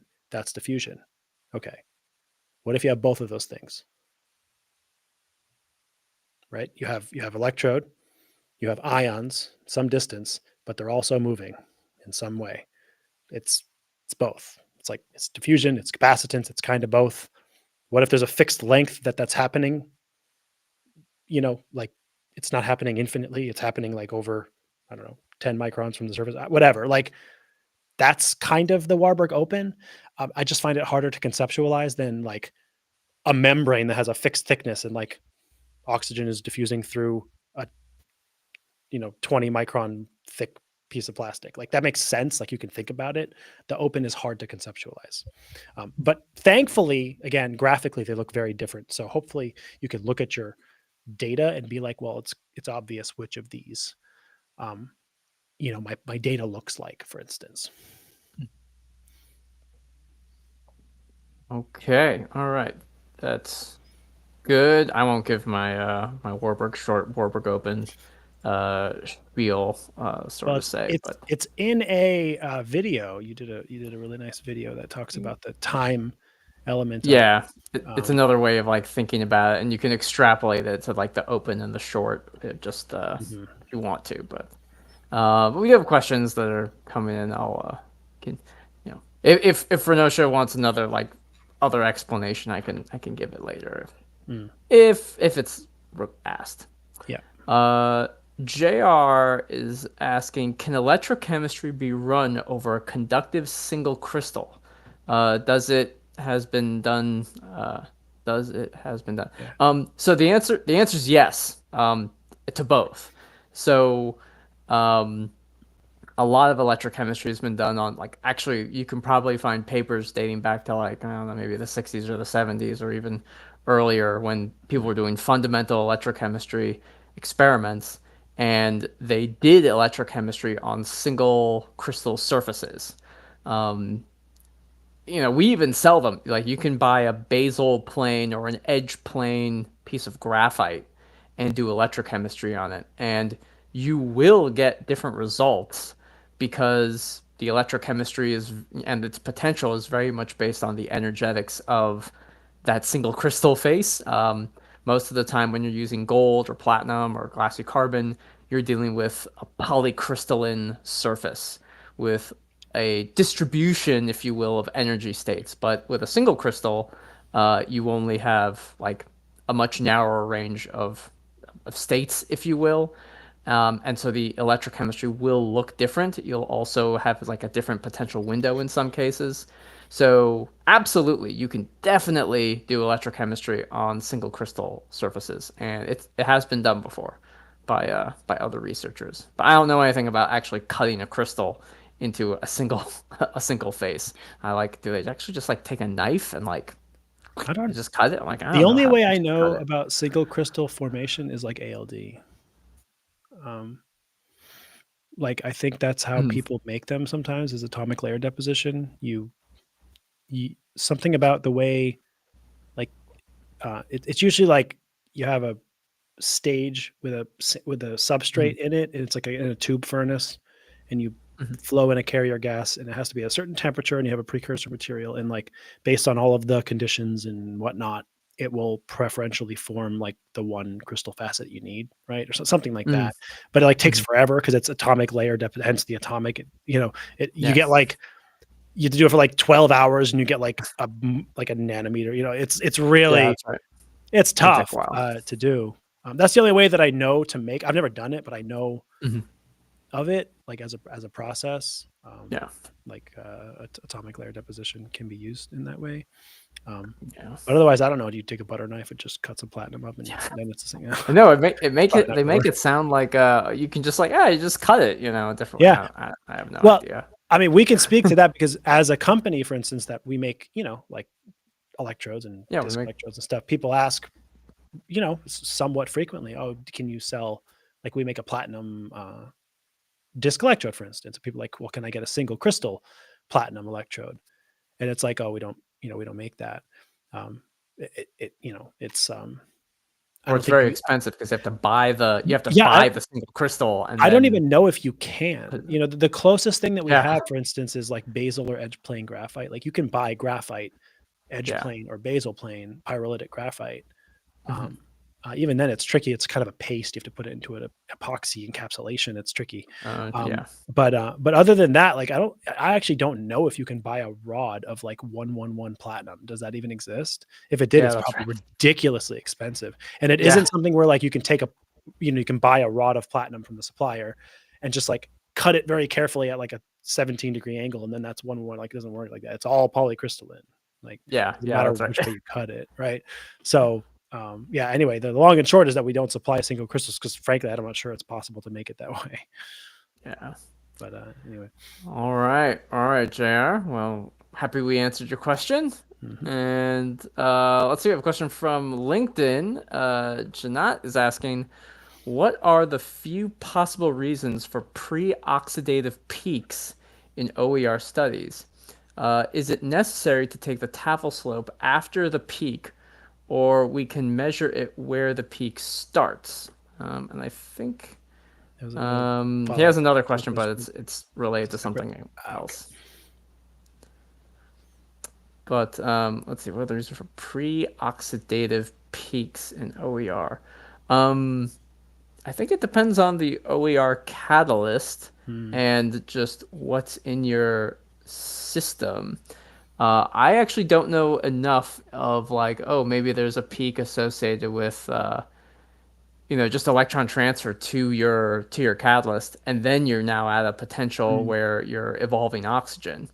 Because it's not necessarily the case that you get the electron transfer to your catalyst and then it immediately is able to uh, reduce oxygen, or evolve oxygen, sorry, oxidize oxygen. But I think we would need to know more about the system Yeah. itself. For instance, in alkaline electrochemistry, it's very often exactly what you just described, Alex. Having done this when I was in graduate school, I can tell you that a lot of alkaline electrocatalysts do, they have a sort of reaction at mid to high potentials before the OER, like what you would probably call pre-oxidative peaks. So let's say the OER happens, I mean, it happens ideally at 1.2, but maybe you're at high pH, so it happens at 0.8 or something. Okay, whatever. So it's like at 0.6, there's a peak where the catalyst itself goes from the +2 to +3 state or something. And then that +3 state is what actually catalyzes OER. And so sometimes it's like it's just like you said, it's the catalyst itself, the material itself, has its own oxidation process, for instance, that changes its oxidation state. And very often, it's either because that's just thermodynamically what happens to the catalyst at some potential, and in some cases, it's also like an added, I don't know, just part of it that the oxidized form of the catalyst is the one that catalyzes OER, for instance. It's like the material itself doesn't until it reaches that oxidative state. And so those so to speak, pre-oxidative peaks are necessary. If everything I just described is not applicable to your system, for instance, if you're an acidic and, or you're using a material that doesn't have those sorts of, thermodynamic, processes at those potentials. It could be a lot of things. We'd probably have to know more about the system, but it could be contamination, could be other side reactions occurring. There's a lot of possibilities there. But as far as making a Tafel slope, I mean, the tricky thing is, don't make me do it. Don't make me get into my Tafel spiel. First of all, again, as I repeat myself, we don't have to. You can just tell them, like, no, it has to be after, and then you can stop. You don't have to go into the Tafel spiel. The Tafel slope requires kinetic data, and it requires ideally non-convoluted kinetic data. So, for instance, if you're trying to get the Tafel slope or the Tafel plot or whatever from your OER data, but you also have these other oxidation reactions that are happening pre-oxidate before it or whatever, it might not really be feasible for you to get good Tafel data, to be honest, because the current measurements that you will extract of the OER are already convoluted by the pre-oxidative whatever it is. So the reality is that what you're trying to do is get a Tafel plot or a Tafel slope to get kinetic or mechanistic information about the OER on your catalyst that requires you to have kinetic current information for just the OER. And if you have processes that are occurring at a lower overpotential, you would need to subtract the contribution of your current data to isolate the OER current. so that you can make an OER Tafel transformation. If you can't do that, then you just can't get that information, basically. It's one of the things about Tafel plots. Everyone wants to make them. Very few of them mean anything. Like you can't bring this question to me and expect me not. I can't. I can't. I didn't do it. I know. I'm going to blame Jeanette on this. Look, I'm sorry. I try, but this question, I have to. The more I say it, the more it will get into the ether, and people will eventually be like, "I should stop making Tafel plots." Exactly. We can collectively get people to stop making Tafel plots. Someday. No. Tafel plots have a role in some places when it works, but sure they do. Sometimes it doesn't. I hate Tafel plots almost as much as I hate Lugin capillaries. Yeah. So JP Universe is saying, why impedance more important in electrochemistry? Well, I think it's just a useful technique.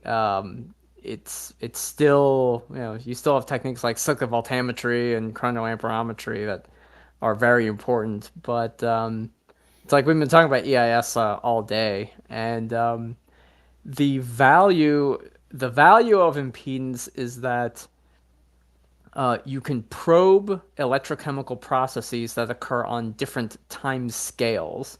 And so while they are all happening at the same time, you apply, say, plus 1 volt, a lot of stuff is happening. Current is flowing, redox reactions are occurring. All those things are happening at the same time, and the total current that you measure has contributions from all those things. You can't, that's like, I measured 100 microamps of current at, plus 1 volt.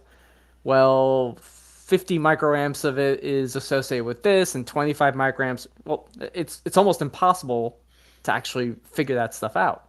But impedance allows us to probe those specific processes that are contributing to the current at the frequency that they occur on, at the time scale of that process. So that's where the power of impedance really comes in, because it is often the case that there are lots of processes that are happening, and we can probe them and learn stuff about them at the different frequencies with which they're happening at. So that's the power and why impedance is so important in electrochemistry. That's the TLDR, too short, just that's you can learn stuff that you otherwise couldn't learn otherwise, and with a high degree of accuracy as well. Like at high frequencies, you're applying like a million sine waves in a second. Like, well, you can do some great signal averaging under those conditions. Low frequency, much harder, but you really get to know the data point very, very well. So that's another thing. All right. Yep. Yeah, I have nothing. Yeah, that's good. Janat has another question. Yes. How can we explain how deep water will diffuse to samples? Where are the bubble formation sites? How deep water will diffuse? How deep water will diffuse to samples? Where are the bubble formations? Like, I mean, are you talking about like if you have like a very deep? Oh, I think no. There's another question, but I think it's a little. I don't know if it's related. Here's another question, but I don't know. I mean, it sounds like you're asking like, does diffusion happen in like deeper water, like in the ocean or something? I don't quite know if I understand how deep water will diffuse to samples. If I had to guess, I'm imagining you're talking about like, well, if you're doing like OER or HER, water is kind of that's the thing that's doing the electrolysis. So he's thinking from a mass transport perspective, like how quickly, or I guess how deep, like does water diffuse, like, or he's asking like, does water actually penetrate into the sample? That's another aspect of the question. Maybe the word deep is making me think of like depth. Like if you have like a tall column and it's like several meters down, like maybe you mean like into the sample, like you said, deep depth into the sample. Maybe that's the question. Yeah. How deep water? It depends on the sample, honestly. Similar to water uptake and flooding and things of that nature. Um, it depends on the hydrophilicity. I think in a lot of cases, um, like water will penetrate if the sample is relatively hydrophilic, um, and Yeah. depending on its, I don't know how to think about this. It's sort of you're just asking a general question, like samples, like what are the samples, right? Um, so I guess I don't know fully how to answer this, other than to say that it depends on how hydrophilic or hydrophobic, maybe your sample is. If it's hydrophobic, it's going to be expelling water by definition in some sense, and so you probably have issues getting water to uptake, and to get depth in your sample, I suppose. But I don't know otherwise kind of what you're asking, to be honest. If I can answer it Hmm. any more specifically, Yeah. I'm not so sure. Um, Bubble formation sites, I don't quite know what the context of the this question is. I mean, the bubbles are formed at the what we might describe as the active sites, Hmm. like where the electrocatalysis is occurring. So, and this is, I think, maybe in kind of in vein with this Next next question. question. Yeah. It's very difficult to get reproducible results in water electrolysis, OER and HER. Hmm. Current will change.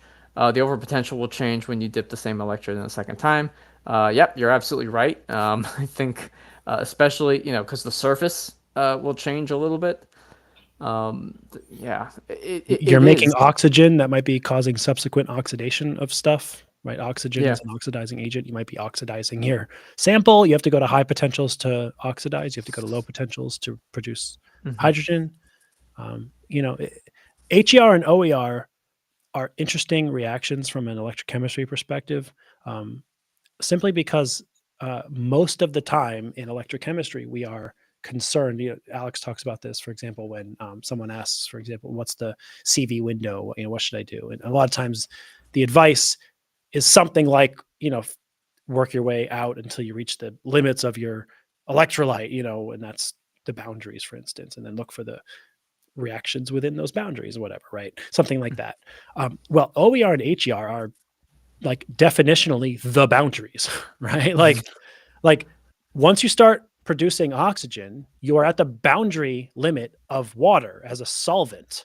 Once you start on the upper end, right? And once you start producing hydrogen, you're at the boundary limit on the lower end of water as a solvent. Like OER and HER are interesting and obviously like extremely relevant electrochemical processes to study, but they're naturally difficult, just because they are the reactions that are ripping the solvent apart that um, you're doing the experiment in. You're destroying the Yeah. thing that's providing you, the basis for your experiment. So, in a very non-specific answer, what I would say is that all these kinds of problems are very commonplace. Bubble formation that causes issues, um, Hmm. the surface changing, being oxidized or reduced. High potentials can cause other sorts of side reactions, and this pre-oxidative peak that we just talked about with OER. It's like you're at a high potential or a low potential. You're probably, if there's any other reaction that can take place on the reduction side or on the oxidation side, you probably have a high enough overpotential to make that happen too. And so there's other stuff happening, and you could have other reactions occurring, deactivation of the catalyst and whatever. Like there's so many like things that can occur at these, rather extreme potentials for your solvent, that it just does make reproducibility difficult. Um, in some sense, it's like I just find myself when these questions come up, doing the best I can to give advice, on these live streams. And a lot of times I feel like I'm just commiserating, like, yeah, sucks. Sorry. Yeah. It's hard. OER and HR is Yeah. really hard. It really is. Yeah. It's I don't know a way to sugarcoat it. It just is.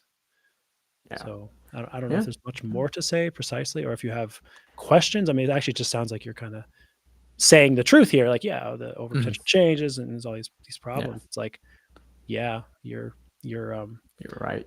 you're correct. Yeah, You're exactly. correct. Yeah, it's And good the stuff. catalyst in the system will all, it'll all affect all those things Yeah, each time. exactly. You may even be changing the pH of your solution too, Yeah. in the process. Yeah, That may be a exactly. reason. Yeah, or at least locally, and then as you Yeah, change the locally. pH, you're changing the overpotential, and, like, there's all sorts of Hmm. stuff. Yeah, it's tough. Yeah. Um, good luck. All right. Moving on. We got about 10 minutes. I think we can Mhm. get to almost all the We questions. might finish it for the first time. We Maybe, may finish the first time. Maybe. We'll see. We'll maybe. see. Yeah, of course, if we get a flood of questions in the next 10 minutes, then it's like, well, too So much, so much for that. what are we gonna do? So TT is asking how to spot that the CV behavior is quasi-reversible and the difference between the oxidation and reduction peak isn't caused by ohmic drop. Well, in a very simple case, if you do IR compensation, so Mm, if you measure the solution resistance with EIS, you get a nice, very accurate value, and you about completely compensate, or just underneath completely compensate, and you don't get good, if your peak separation is, it should be 57 millivolts theoretically for a fast electron transfer process. If you're not getting that, and it's like significantly bigger, like not 58 or 59, I'm talking like 70, 80 millivolts or more, and you've properly compensated for ohmic drop, then you definitely have some, quasi reversibility, or the rate constant is lower. Additionally, and I'll just share my screen very quickly. Share, not, where is it? I have, oh, oops. I need to, let's see. Here we go. So in a simulation, and we offer, simulation software that's actually very helpful, CV simulation, that is very helpful for kind of illustrating, learning echem, and well, actually just doing simulation in itself. In this case, I have a perfect cyclic voltammogram, right? This is like the ideal voltammogram. You'll never see this. It's kind of like a unicorn, for example. And if I were to, uh, add solution resistance, let's just say I add 300 ohms of solution resistance, you get, there's an interesting shape here. There's this elongation of the peaks. I'm going to archive that, and I'm going to put this back to 0. Now, if I change the heterogeneous rate constant, right, due to reversibility, and I simulate that, I get that same peak separation. However, I'm going to overlay these two plots. So I'm just going to pin this guy here. And it's a little hard to see, but there's subtle differences in like the neck of the voltammogram, that are different when you have ohmic drop correction versus something that's kinetically irreversible. I have observed things that are more kinetically irreversible. They tend to have like a thinner neck between these two. And if I make this guy even, even smaller, right, then the neck really becomes like really tiny. There's interesting shapes that happen. However, if I go back to to a very fast scan rate, and let's say let me unpin this voltammogram for a moment. And if I just, let's just say I go to like 1,000 ohms or something, a huge resistance. It doesn't create this like small neck. The neck, width kind of remains the same. I'm gonna go to like really well, that's a little bit too much. That's 10,000 that's a ohms fun here. one. That's a fun one. But the neck kind of remains like the same width. It doesn't get like small. It's a weird kind of shape elongation. Um, so that's all to say. Let's see, stop sharing. So that's all to say. That's another way to visualize and spot whether or not you have quasi-reversibility, slow electron transfer kinetics, or you have ohmic drop, just kind of visually that way. So hopefully that's helpful, TT. And I think to your main point there, it's like if you do IR compensation, one of Mhm. those can be fixed and one can't, in theory. Yeah, that's right. One of these Like can if you fix, one can't. like if you can't tell, like maybe your data doesn't show like, oh, like is this you can't maybe tell if the neck portion is thin or not. Well, if you do IR compensation and the peaks don't get closer, it's probably because they're irreversible. It's not IR drop. Yeah. And then you can also do a quick sort of back of the envelope calculation. For instance, if you do the EIS RU and you determine your uncompensated resistance is, let's just say 30 ohms, and this is like a small electrode, and your max peak current is like 20 microamps. Well, just do the math. What's the biggest possible IR shift that could exist? It's like 20 microns times 30 ohms. It's like, what, 600 microvolts, right? Like there's no, it's definitely not IR drop, right? Yeah. It's got to be That's right. quasi-reversibility. On the other hand, if you have this non-aqueous solution and you have like 10 kilo ohms of resistance and you have a milliamp of current, it's like you could have a volt shift, then you could do some figuring out like, oh, my I times R could be really big. So it could just be IR drop. You can try to do some number determinations and figure it out to a certain extent. Yeah. Good. Cinnamon Chai has another question.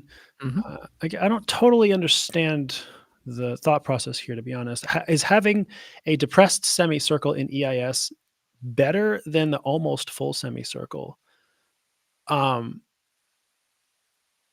So the word better doesn't really, I don't really know that I can answer it in that way. It's like there's no better or worse per se. Like the data are telling you something about your system. So for example, if you have a depressed semicircle or a not finished semicircle, it just means, so to be clear, I don't know if what you're referring to, let me show you what depressed could mean here.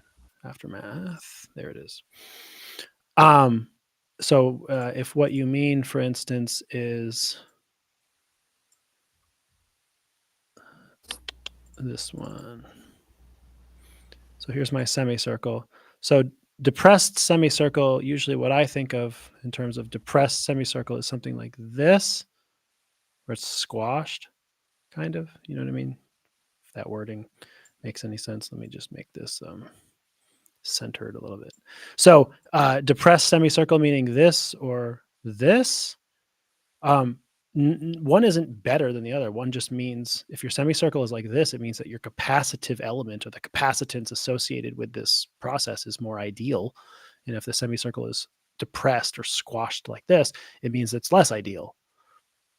One's not better than the other per se, I guess. But if by depressed you mean like it's not finished, like this, for instance, like I don't know if that's what you mean by depressed. Like, oh, the semicircle is not totally complete. All that means is that the value of the capacitance is big or small. So a moderate capacitor will give you a full semicircle. And if the capacitor is really, really big, it might not complete. Like I'm literally just I'm dragging the slider bar of the capacitance to be larger. And as the value is larger, the semicircle doesn't complete. That's all it means. So again, it's not better or worse. It's just an indication of the value of the capacitor or the CPE, I guess. And then the second part of your question was, what if the EIS displayed an almost very tiny semicircle, but continued into a sharp diffusional tail? I mean, that just is an indication of, let me just change the circuit. That's just an indication of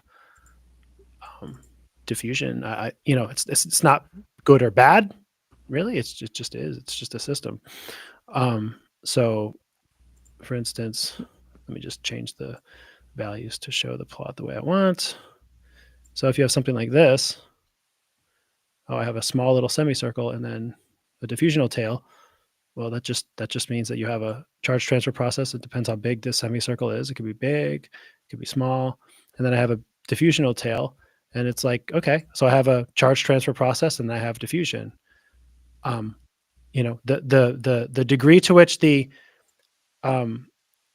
semicircle completes, you can see. I know it's a little bit far away. Let me zoom in a little bit for you.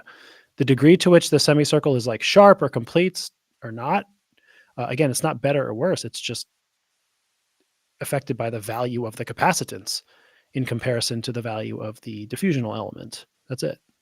And then whether it's depressed or not is just how ideal it is. So similar way, the semicircle will look in a squashed way or different way depending on how ideal it is.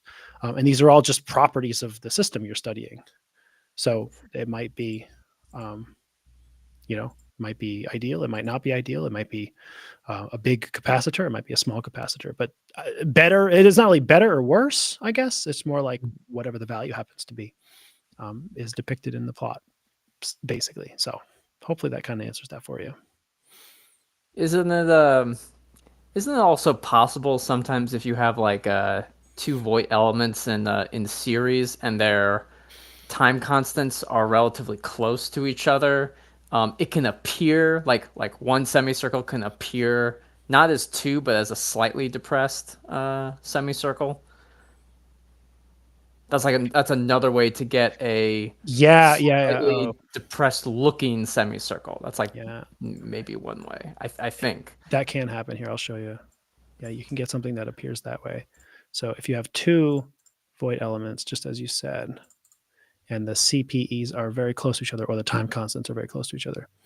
Let me just zoom out and get you there. So when you have two void elements, the quickest and easiest thing is you get this situation. Oh, you get two semicircles, right? But if they're very close in value, the time constants are really close. I'm not even messing with the resistors. You can get something that kind of looks like this. And it's like, oh, it kind of looks like a depressed semicircle. You could be Yeah. fooled even if some of the resistors are a little bit smaller. It's like, Mhm. oh, look, it's a depressed semicircle. It's actually two void elements, but they're like their values are really close together, right? So yeah, Yeah. you're exactly right. That could That's sometimes another be like tough. That can be thing tough that to. can happen. Oh, Yeah. it's totally, yeah. It could totally fool yourself into like precisely what it is. That's why it's tough. You want to fit Mhm. multiple equivalent circuits and sort of narrow down best you can. It's tricky. Yeah. Yeah. Um, There's a bunch of okay. questions, of course, coming in There last there are a bunch section. of questions, but I think Leslie at least asked a question. I know, Mm, I think we can get to Leslie's maybe, and then just call it a day because we might have I to. remember Yeah. it was like it was 2:50, and I said I think we can get to everyone's question, and Leslie's You was had to like the say it. last one, You had to say and it. then a ton of questions just came in, so I'm like, Exactly. okay, all right. But granted, I don't know if we can answer it super well. It's a hard question, but Leslie is asking, can you explain impedance in electrochemistry from a chemist's perspective?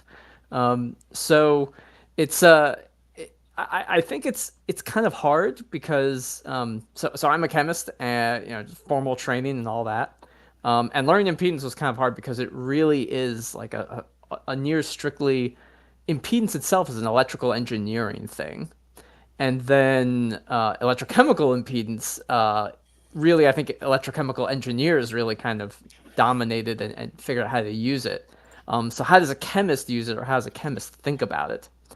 And the best way I have to kind of wrap my head around it from like the chemistry perspective is we can look as a chemist, you can think about chemical systems and the time it takes for that chemical thing to occur.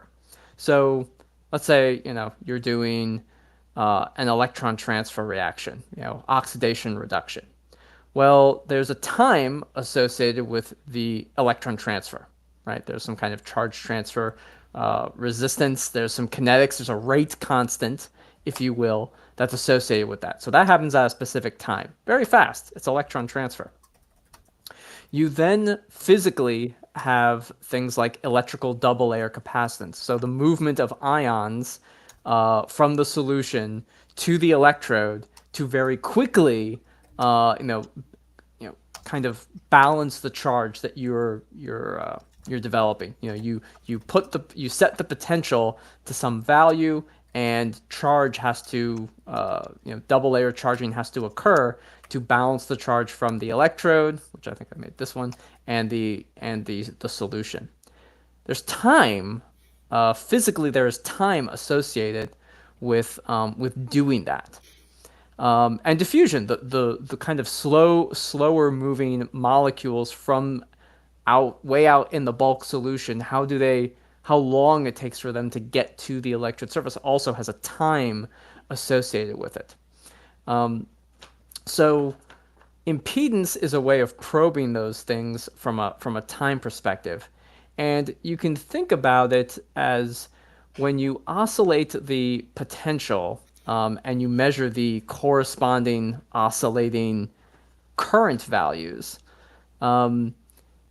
those things happen at very specific times, and it's only when you're moving at the time that that thing is occurring, or the time scale that that thing is occurring on, um, it you see a response.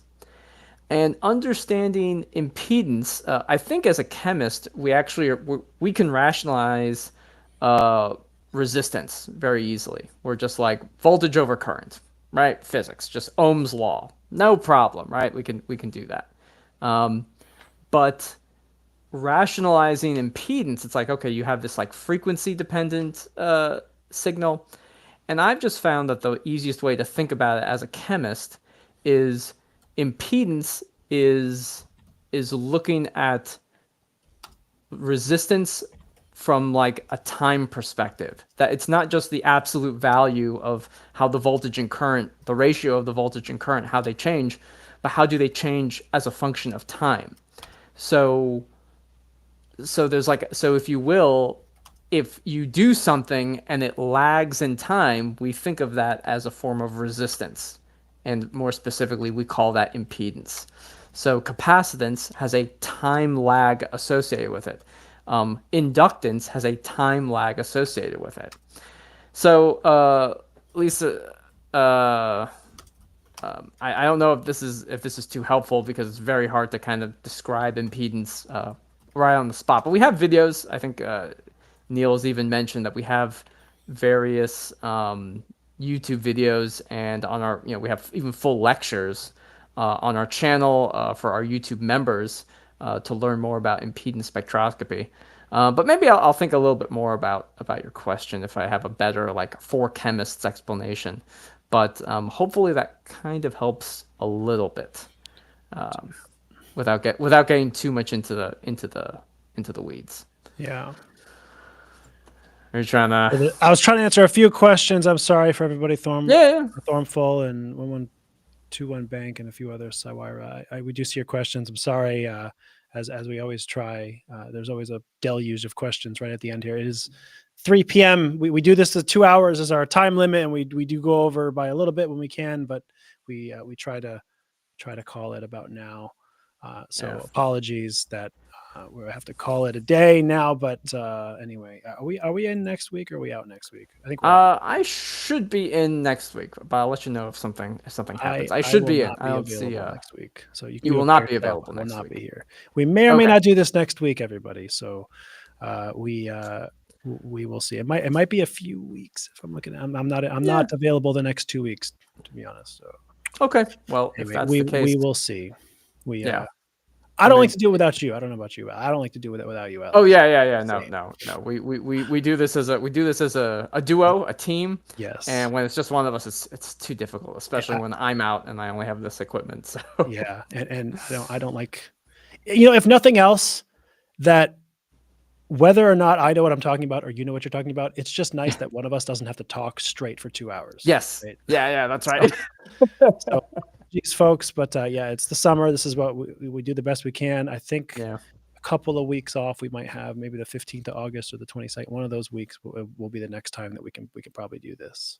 Yes. So stay tuned for that. And until then, thank you everybody again for your questions. Hopefully we done our best to provide you some insight as best as we know. And hope everybody has a good rest of your Friday or your weekend. And we'll see you next time. Bye-bye.